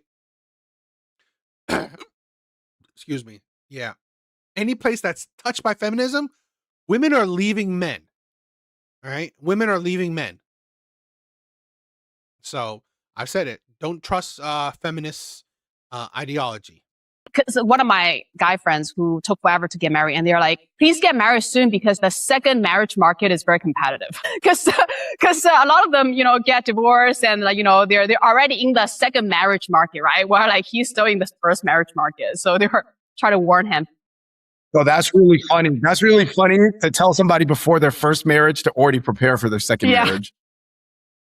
Oh my gosh. So like, I think a lot of Chinese people don't really have, or like Asian in general, don't really have commitment issues. Like that's such an American thing. So they just don't care. Like they will get committed. They will get married. And worst case scenario, they get a divorce and blame on their parents. They're like, you see, I did this for you and it's like not working out, So I think for Westerners, they simply just like have commitment issues and they don't even do it. Yeah. I think that like dating apps really destroyed the West because you could find a new wife or a new husband in like 10 minutes. Like if you think about back in the parochial days, like living in the village, like just human interaction, like didn't occur that way. Yeah. Yeah.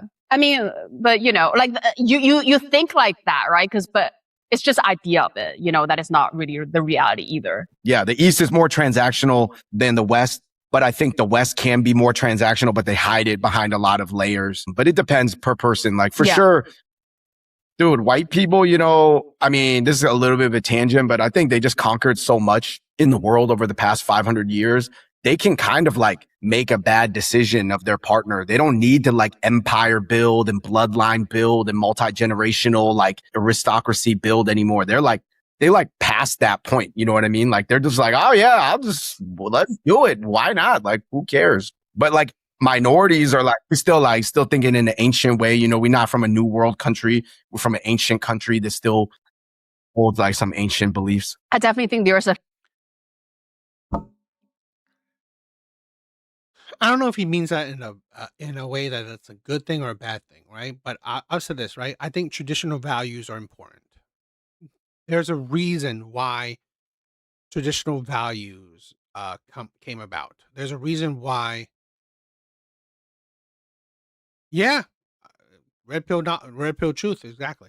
But there's a reason why traditional values can't stand the test of time, where traditional values usually produces the best outcomes. Okay, it's just how it is, right? It usually produces the best outcome for children, produces the best outcome for wealth. Huge difference between the overseas Asian, right? Like Asian American versus like a huge country like China. Like people here don't really have scarcity mindset like that anymore. Like in a lot of groups, right? Obviously in a lot of groups they still do, but like as people get richer, they also start to think a little bit more like Westerners in that department. Evil Eddie, what is up, my brother? What is up? Guys, please like the live. Please like the live. Helps me out. The global Caucasian population is approximately 1 billion. People represents roughly. Yeah, I mean, this places Caucasians as a global. Yeah, I've heard that, right? White people are actually a minority. I'm not, correct me if I'm wrong, but I think Asians are a majority. Because like technically a Chinese person in China is the white person of the West because they're the majority that hold the power and the leverage and etc. Yeah, totally. So, okay. So the question for you, Asian women and men, who has more dating trauma, you think? Or rather in the West, right? Like we're not talking about in Asia. Man, in the West, I think the easy answer for anybody to give is Asian men for sure. But I could see the argument for Asian women having more trauma because it's just. No, it's Asian men. It's Asian men. Asian men has more trauma, right? At the very least, Asian women are being picked. At the very least, Asian women are being picked. Asian men aren't, right? I believe, I mean, correct me if I'm wrong. I know this is right, that by dating statistics, right? By dating statistics, Asian men are at the bottom. Now, I'm not 100% sure, but I think Asian women are at the top, right? It's either white women or Asian women, right? But I think Asian women are at the top of the pecking order when it comes to dating. So how can you have more trauma when you are more desirable? All right. So It's a completely different situation. I think Asian women are actually in the game, but they're getting played out a lot in the game. You know what I mean? Because like there's some things that make Asian women feel like they can compete, but then right at the moment it gets pulled back. But Asian guys are not even in the game. We are like forced to be either stay in the enclaves, import a wife from Asia, or kind of like not even be in the game. Now, the young Gen Z guys, especially if you're really tall and good looking, they're starting to get in the game more. Like for sure, for Gen Z, you know, like 25, 28 and under. But I'm talking about for like millennials and Gen X, you're either dating like exclusively Asian women in the US or you're dating like a fob chick from Asia, you know. So you know, this is the thing. I mean, if you guys know my history, right, which some of you guys in the chat do, right? I've said this before. I've only dated 2 Asian women, and I'm currently dating 1, right? So I've only dated 1 before. I've predominantly only dated black, and it's not necessarily by choice, right? I mean, it's by choice, but it's not necessarily because I only want to date black women. It's just what happens, right? It's the situations that I got, right? So I think it's funny. I dated, yes, the 2 Asian women. I guess you could call it fobs, right? But I mean, yeah, it is interesting. Can't be in the white world to get our heart ripped out. But I'm saying that Asian women can be in the white world, but oftentimes, at least once, they will have their heart ripped out. Like, yeah, I mean, this is the thing where I think Asian men are getting better, right? I mean, the propaganda, the narrative about Asian men are getting better. But let's be honest, I think I don't think Asian men as a whole are necessarily getting a drastic change.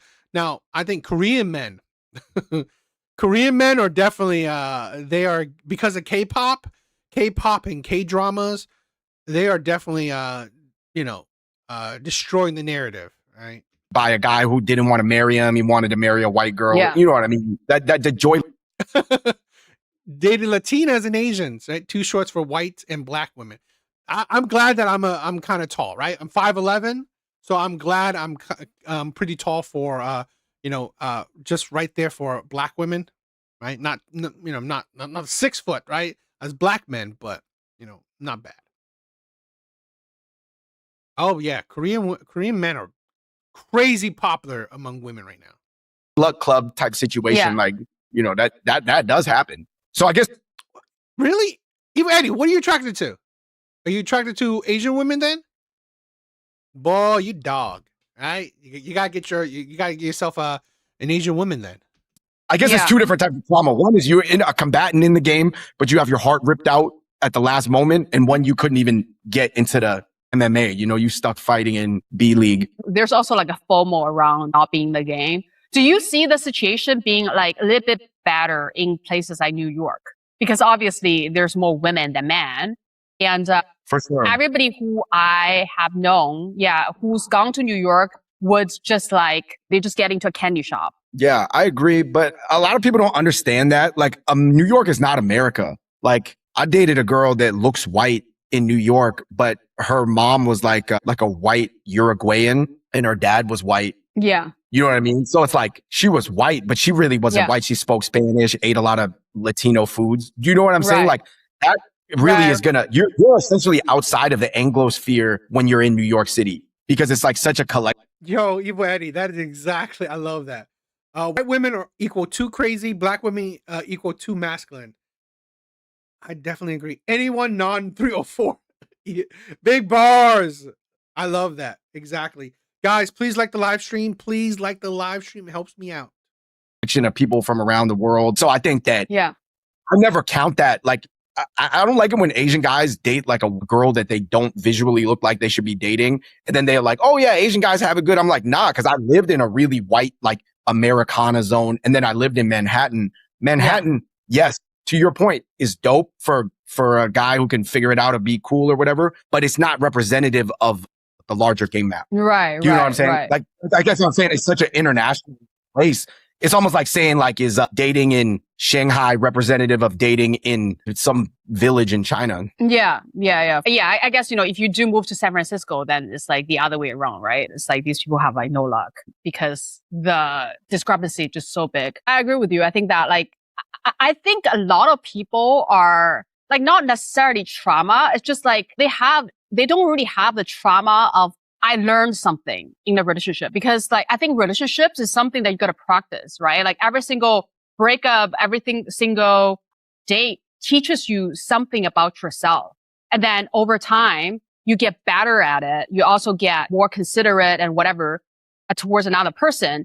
But if a man never even played that game, like how can they even get better? So it's like if you're looking at a person who's like 45 years old and only got like a one relationship, like they're probably really bad at this, right? Like, I don't know. I'm just stereotyping that. So like, I don't know, like trauma aside, I think it's just one of those things where like the later you get into the game, that, the worse you probably play it too. So, there's like accumulative layers of trauma as you go. Yeah. What, I guess answer your question, to sum it all up, what type of trauma are we talking about? Asian girls are going to have a ton of repetitions. Yeah. We call them reps in basketball, like a ton of reps. Yeah. But some of those reps could have went downside on them. But Asian guys, the trauma comes from like, I wanted to get reps, but maybe I didn't even get the reps that I wanted in practice. Like I didn't even get in the game. Yeah, for sure. I gotta say, I did see some statistics like yesterday, a white girl talking about, girl versus like possible bro. And she said that on average, I think like an American girl, and this is like race aside, would have about 7 sexual partner by the age of 30. But then like a lot of men will have 0 by the age of 30. So, I mean, that's kind of the discrepancy we're talking about, even race aside, right? This is just how it is, like the age that we're living right now in the US at least. Yeah, I think it's just whatever's happening in the Western world, specifically America with dating is like there's like a macro thing, and then there's micro slipstream trends within that. That's like Asian men's overall status improving, but then all men may be struggling as a general title boat thing. So there's a lot of competing trends, micro trends versus macro trends. Why do you think high achieving Asian women are actually less dateable in the marketplace? Like whether we're talking about Asia or America. I mean, I heard American women complain about this to some extent, but obviously you're living in Shanghai and you see it a lot more. I think it might even be more stark in the East. Yes, it's interesting because So he said, why are Asian women, having a hard time in the dating market? Feminism. We don't talk enough how feminism promotes unhealthy mindset, right? Feminism promotes you can have it all, right? If he doesn't give you it, if he's not perfect, wait, right? Wait. If he's not perfect, go look elsewhere. Feminism indoctrinate women that they can have it all. That's the poison of feminism. You can be a career woman. You can find a highly ambitious, wealthy ass man who's like 6 foot and above, who's extremely good looking, who will, cook and clean for you, who will be an amazing dad, right? You can have it all. That's the worst thing to teach anyone, that you can have it all, right? That there is always a perfect man out there for you. There's always someone perfect for you. That is the poison, right? And never talks about you, right? As the woman, feminism doesn't ever hold you accountable. Feminism doesn't ever hold a mirror to you. Feminism holds a mirror to men, right? Feminism, right, gives you a fucking, what is it? A circus mirror, right? A fucking deluded, weird ass mirror, right? To you. So you can see the delusion. So you can, be deluded yourself. That's what feminism does to you, right? And that is why you see Asian women suffering, particularly in China, particularly in, other nations, because of that delusion, right? Women think that they can have it all. Women don't want to, struggle love, right? Women don't want struggle love, right? Fine, I get it. But again, life is a struggle. Life isn't easy. For the majority of people, life will always be a struggle. What you hope when you get a relationship, it will be less of a struggle. That is it, right? Usually live in Singapore. I'm in Shanghai for a month. So it's almost like I'm having this like separate pocket for Shanghai Whiskey, what is up, my brother?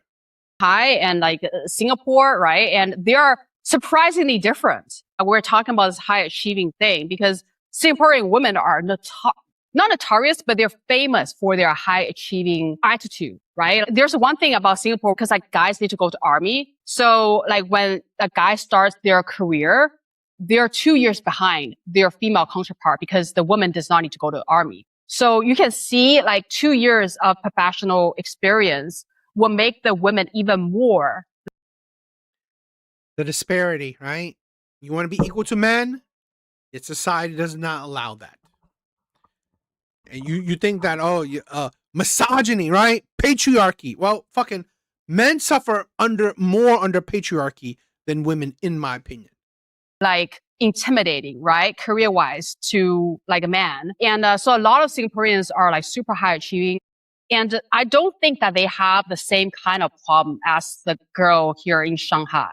Like, it's just insane so like, we're talking about the marketplace in, the People Square, right? Like the dating corner. And a lot of these bios are actually from women. More of them are from women than a guy. And I think the reason is that they're just very competitive, right? They're competing with men instead of like complimenting the men. So a lot of traditional Chinese men, right? They still want agreeable, domesticated, submissive girls. And these girls, because they're gonna be very kind of aggressive and like ambitious in their career, they don't really have that like kind of femininity anymore. And they're the masculinity of feminism right there. The masculinity of feminism, right? That is thanks to feminism. Feminism promotes, they propagate, the narrative of feminism, right? The poisoning of feminism. You need to be a man. That's feminism for you. You need to be a man because you need to compete with men, right? You need to compete with men for power. That is feminism right there. That is feminism in a nutshell. You must compete with men so you can gain power, so you can gain equality to men, right? So you can be equal, if not better than men. You need to gain power. So you need the masculinity of men. That's how ambitious men, right, can strive to the top, like hyper masculinity. So women need to that, right? Women need to gain that. So they fucking become the men that they want. This is why I've said, right? Any woman, right? Any woman that pretty much wants to date herself, red flag. Because she has became herself, right? She has become the very man she wants to date.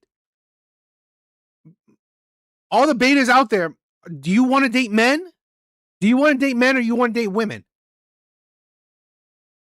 rewarded for that in their careers. So it's like you gotta pick and choose who you want to be, right? You're either this person in your career, this one that got rewarded by your career, or you become something completely different, which may or may not get rewarded by this man, because like dating is risky, right? So I think a lot of them, they kind of run the ROI subconsciously and they have made their bet. Versus in Singapore, I think that the men are just more accommodating in general. So they actually don't mind, like the woman taking the lead a little bit. Yeah, maybe in Singapore too, they're kind of stuck. Like you can't really, there's no countryside. You can't get a hot girl from the countryside in Singapore. Like there is a limited population. There's only 3 million, maybe 4 million people in the whole country. Like in China, there's 1.4 billion. Like you can go to Anhui, get a baddie that's feminine, I'm not sure exactly, but yeah, I could see like Shanghainese, like high achieving women just being so. Here's the thing, right? If women are fine with men, like if women are fine with taking the lead, this is the problem. That's the problem, right? It's like men are very adaptable. Men are very adaptable, right? Women love to, shit on men like for this, right? But men are very adaptable, right? You want to take the lead? Fucking go for it, right? You want to be the provider of the relationship? Go for it, right? The problem isn't that, men adapting. The problem is that women women want the best of everything, right? Women want to be able to provide, yet they want you to provide as well, right? Women want to lead, but they want you to lead as well, right? That is the problem. That is the problem with women's mindset. Men can adapt. Men can adapt. You want men to be stay-at-home moms or stay-at-home fathers? Men can adapt to that shit. The problem is that women won't accept it, right? Women don't want that adaptation. Women want to build a man. Women want to build a insane, crazy-ass fucking man. Demanding that it's just like crushing for any guy that hits their standard, you know? Because guys that hit their standard, we also got a lot of options and they just don't want to adapt to like because, you know, like we were talking. A lot of red pill logic here. Exactly, right? Men that hit women's standards, right? Women's in general standard, he has a lot of options, right? The problem is, are you, right? Are you, as the women, going to, you know, cater to him? Because he's the one who has the options, not you. You don't have the options of men you want. He has the options of women he wants.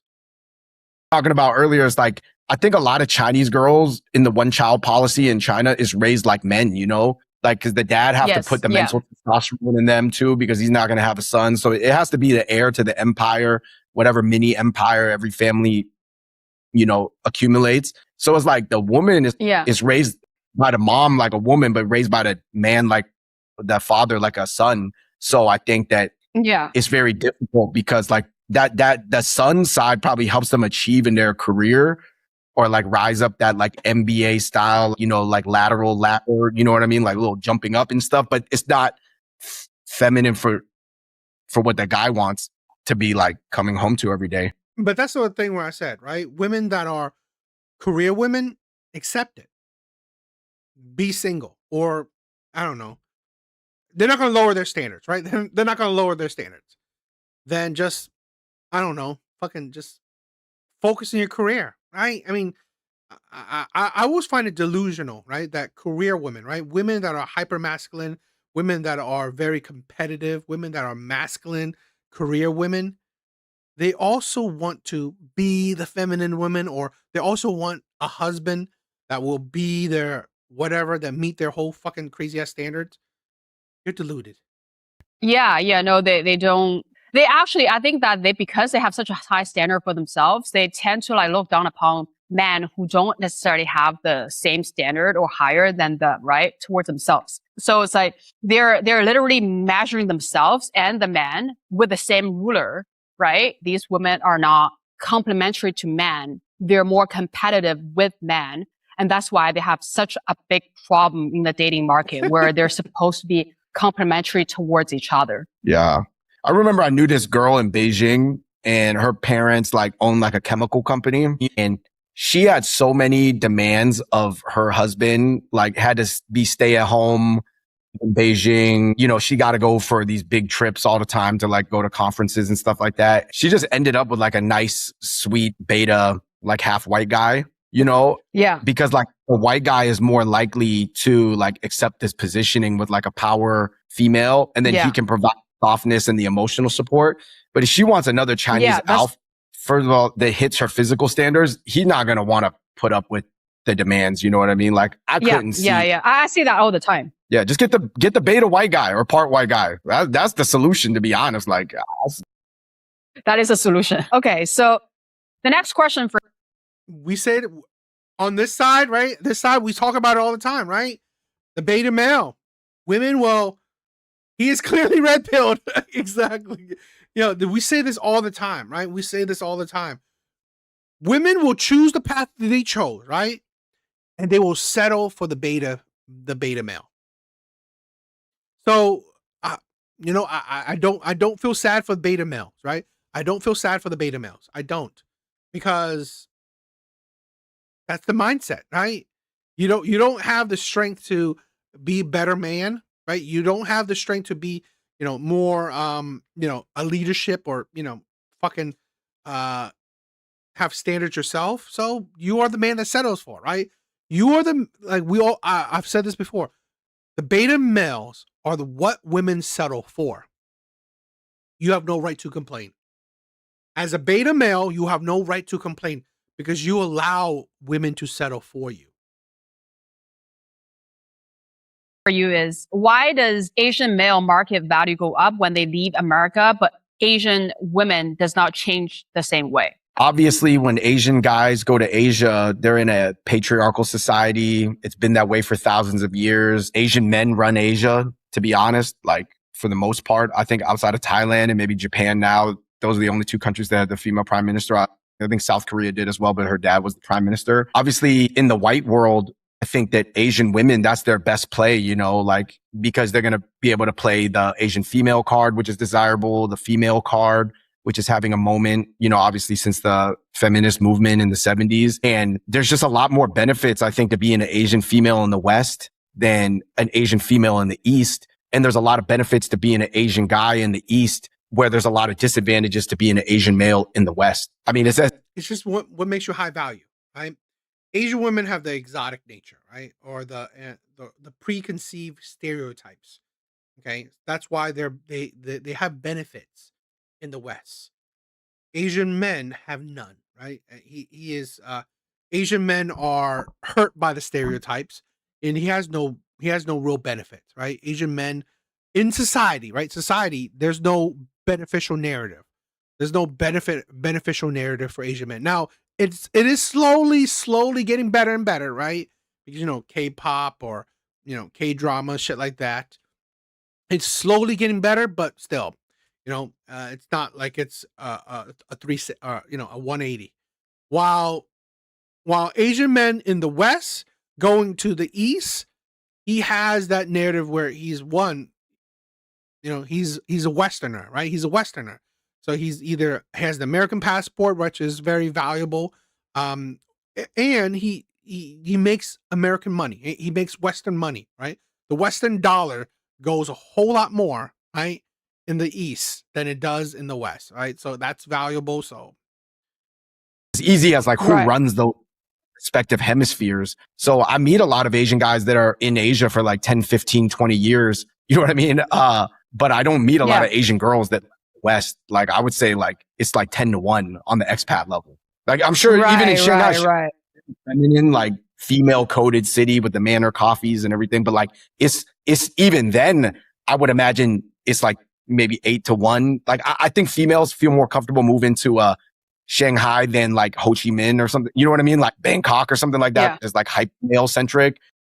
Yeah. Like I just think that the volume of expats is so heavily weighted on Asian American males than Asian American females. Yeah, I would say, you know, that's definitely a problem in the expat community here in Asia, right? Because it's funny because I'm an expat in Singapore, but I'm a local here in China.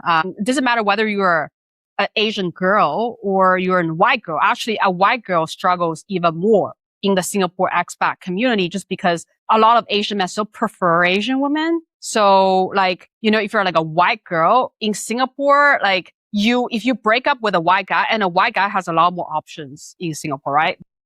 You also have to think, right?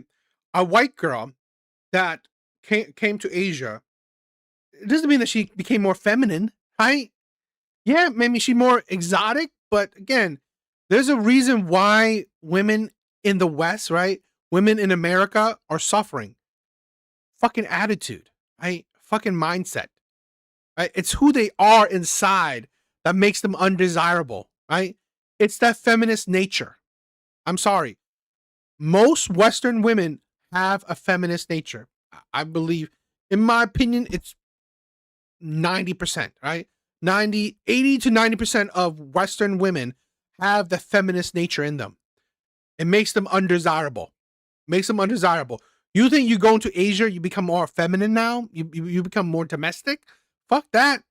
Asian men in Asia wants a domesticated woman, right? He wants a woman that's domesticated. Plain and simple. You know, comparison to white girls, like they really struggle in their personal life. And it's the same thing here. I remember one of my friends, she said that like everything was good in Shanghai except for dating, because dating was really tough for her. For sure. I think Asian girls, man, most women say everything is good except dating. Everywhere.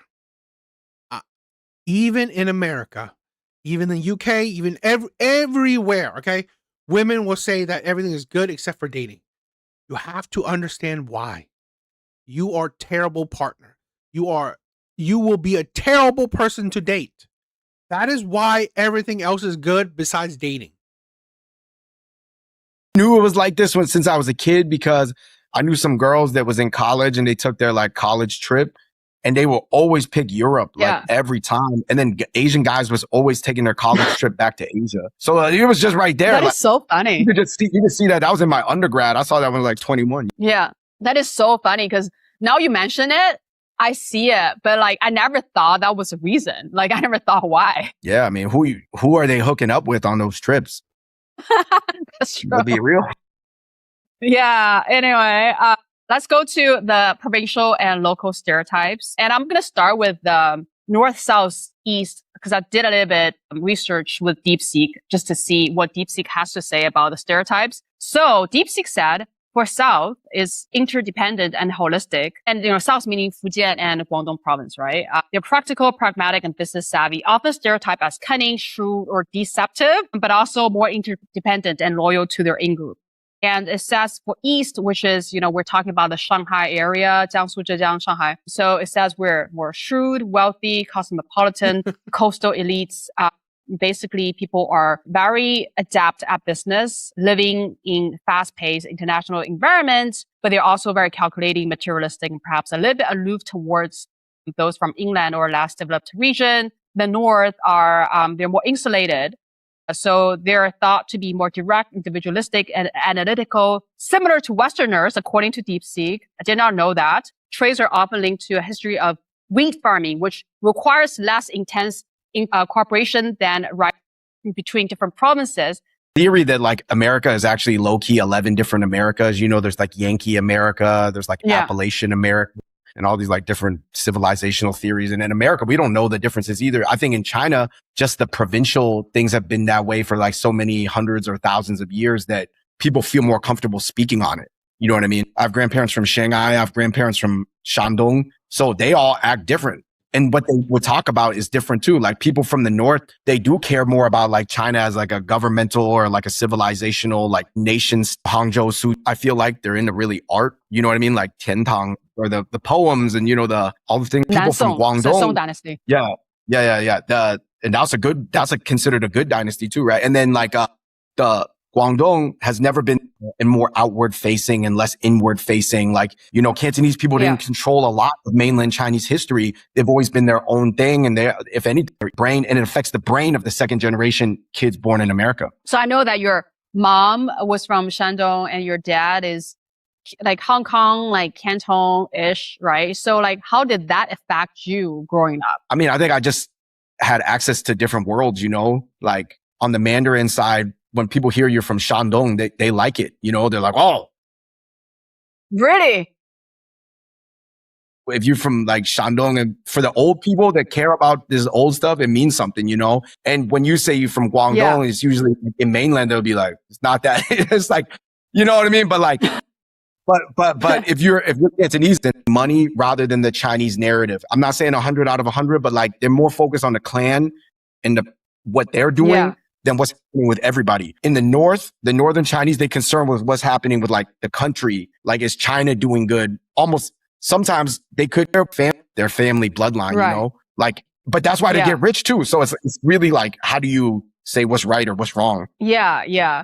I think that like, it's very fascinating to me, at least, that I did not know that Fujianese people have like a...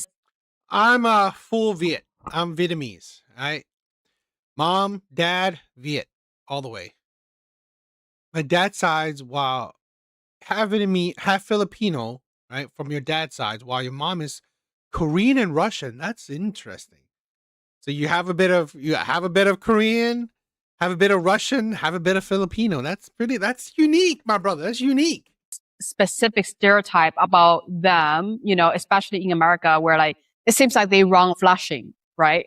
Like the Wenzhou people. Yeah. So like Wenzhou are, because Zhejiang people, because they're just like the Jewish of our province. And they will go to a random European country and they will do a small business. they don't necessarily do huge businesses. They really love their autonomy, and they don't really care whether it's a bit of nowhere country or a mainstream country. All they see as opportunities. So I think that maybe for that is very similar to Fujianese people. So why do you think that Fujianese people dominate the overseas Chinese business globally? They run factories and restaurants. I mean, yeah, I think it depends on what sub-region of Fujian you're from.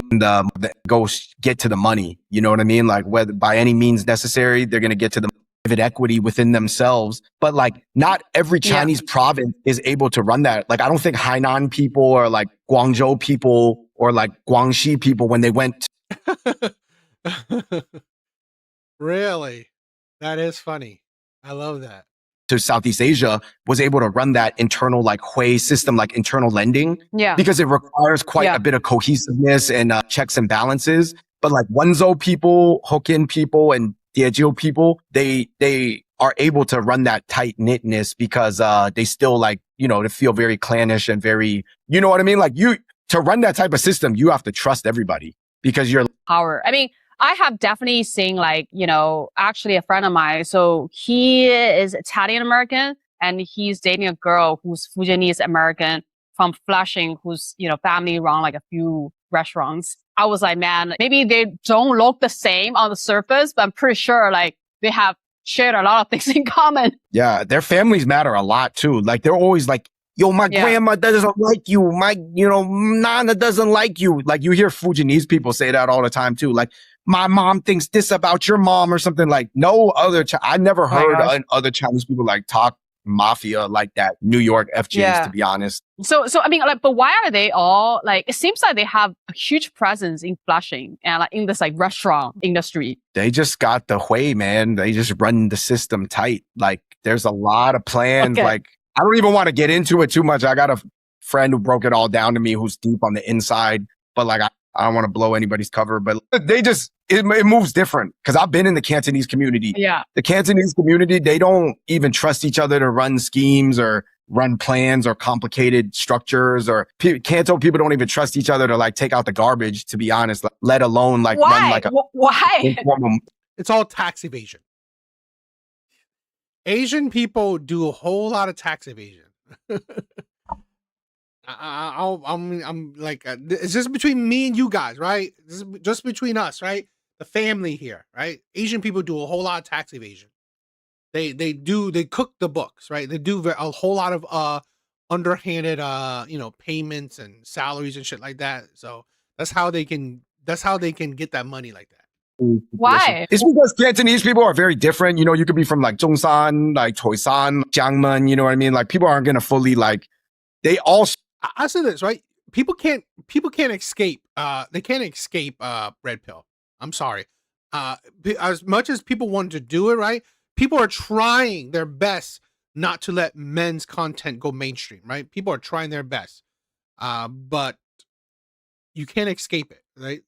Red pill is reality, right? Because you can't escape reality. Tax evasion is elite maxing, definitely. That's how you do it, right? That's how you do it. Like, I'm not gonna go deep into it because again, I don't want to, you know, say a whole lot of secrets and shit because I do know a lot of shit, right? But yeah, Asian people are shady. Speak Canto, but shady for, you know, I don't know, shady for a good reason, right? That's how they provide for their family, provide for other people's family, because Asian people will help out other families. 100%. Asian people help out their community.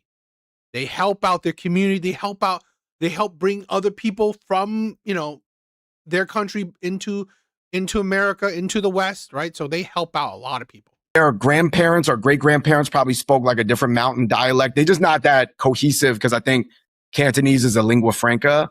Hokkien, Diezhou, part of the tribe. Yeah. So they just run like I said, any tight-knit group globally, I'll tell you this, if you're from a non-tight-knit group, you don't understand how the tight-knit groups operate internally. They can run any scheme. I don't. You'll never know about it. I mean, am I missing out?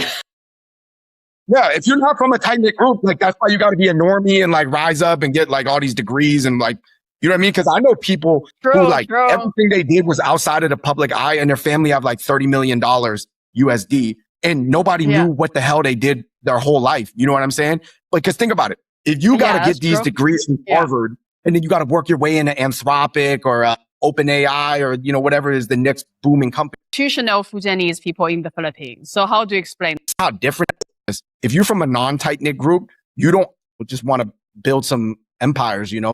Do you think this Eastern... Yeah, I mean, you gotta learn it. You gotta learn how to do that too. Coastal stereotype of Chinese elitism in the Hangzhou, Suzhou, Shanghai area is justified, or like where does it come from? Because it is an internal Chinese stereotype that the Jiangzhou region is like all full of like cocky elitists. Well, I think there's definitely some truth to it. And just some statistics, right, before we talk about the substance. So these areas, we're talking about 2 provinces and 1 city. So 2 adjacent provinces for the next action. So I think that it's definitely justified. And I'm not saying that this attitude is good, because it does give you like a very silo point of view about what China is. And another thing I noticed about these group of people, and I'm not sure if...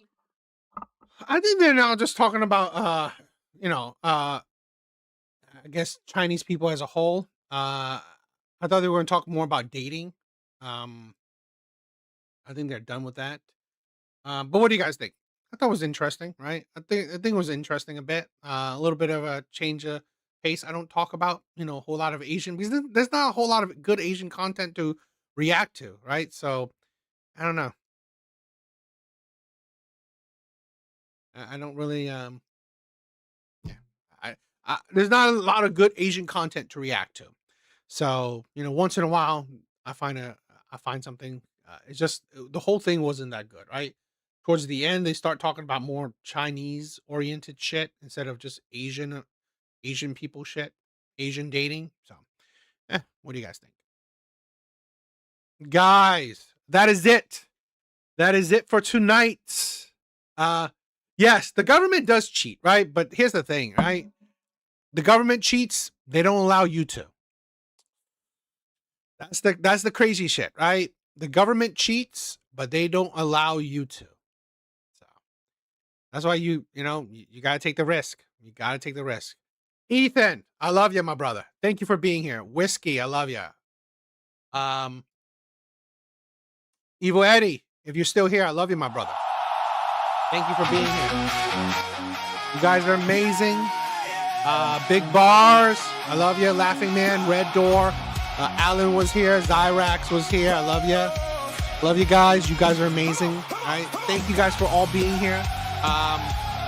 Thank you for checking out my my live. Right. I said this already. Tomorrow, I'm gonna try to stream UFC tomorrow. Right. I'm gonna try to stream the UFC tomorrow on Discord. Right? Just with the family, right? So if you guys want to watch some MMA together, right? Join the Discord. We'll watch it together. Won't be streaming it on any other platform, right? Because don't want to be don't have a strike against me. But yeah, if you guys want to watch UFC together, join the Discord, right? We'll be watching it tomorrow. Hopefully it goes well, right? Because I haven't done it before. I haven't streamed on Discord before, so we'll see how it goes. But yes, that is it. Please check out my other videos. Check out my YouTube shorts, right? I'm not posting a whole lot of bigger videos on the main part because YouTube demonetized me for a bit. So I'm posting more YouTube shorts for a little bit because it's just posting things on TikTok and just putting it over on YouTube. But yes, please check those out. But yes, that is it, guys. I love you. Later.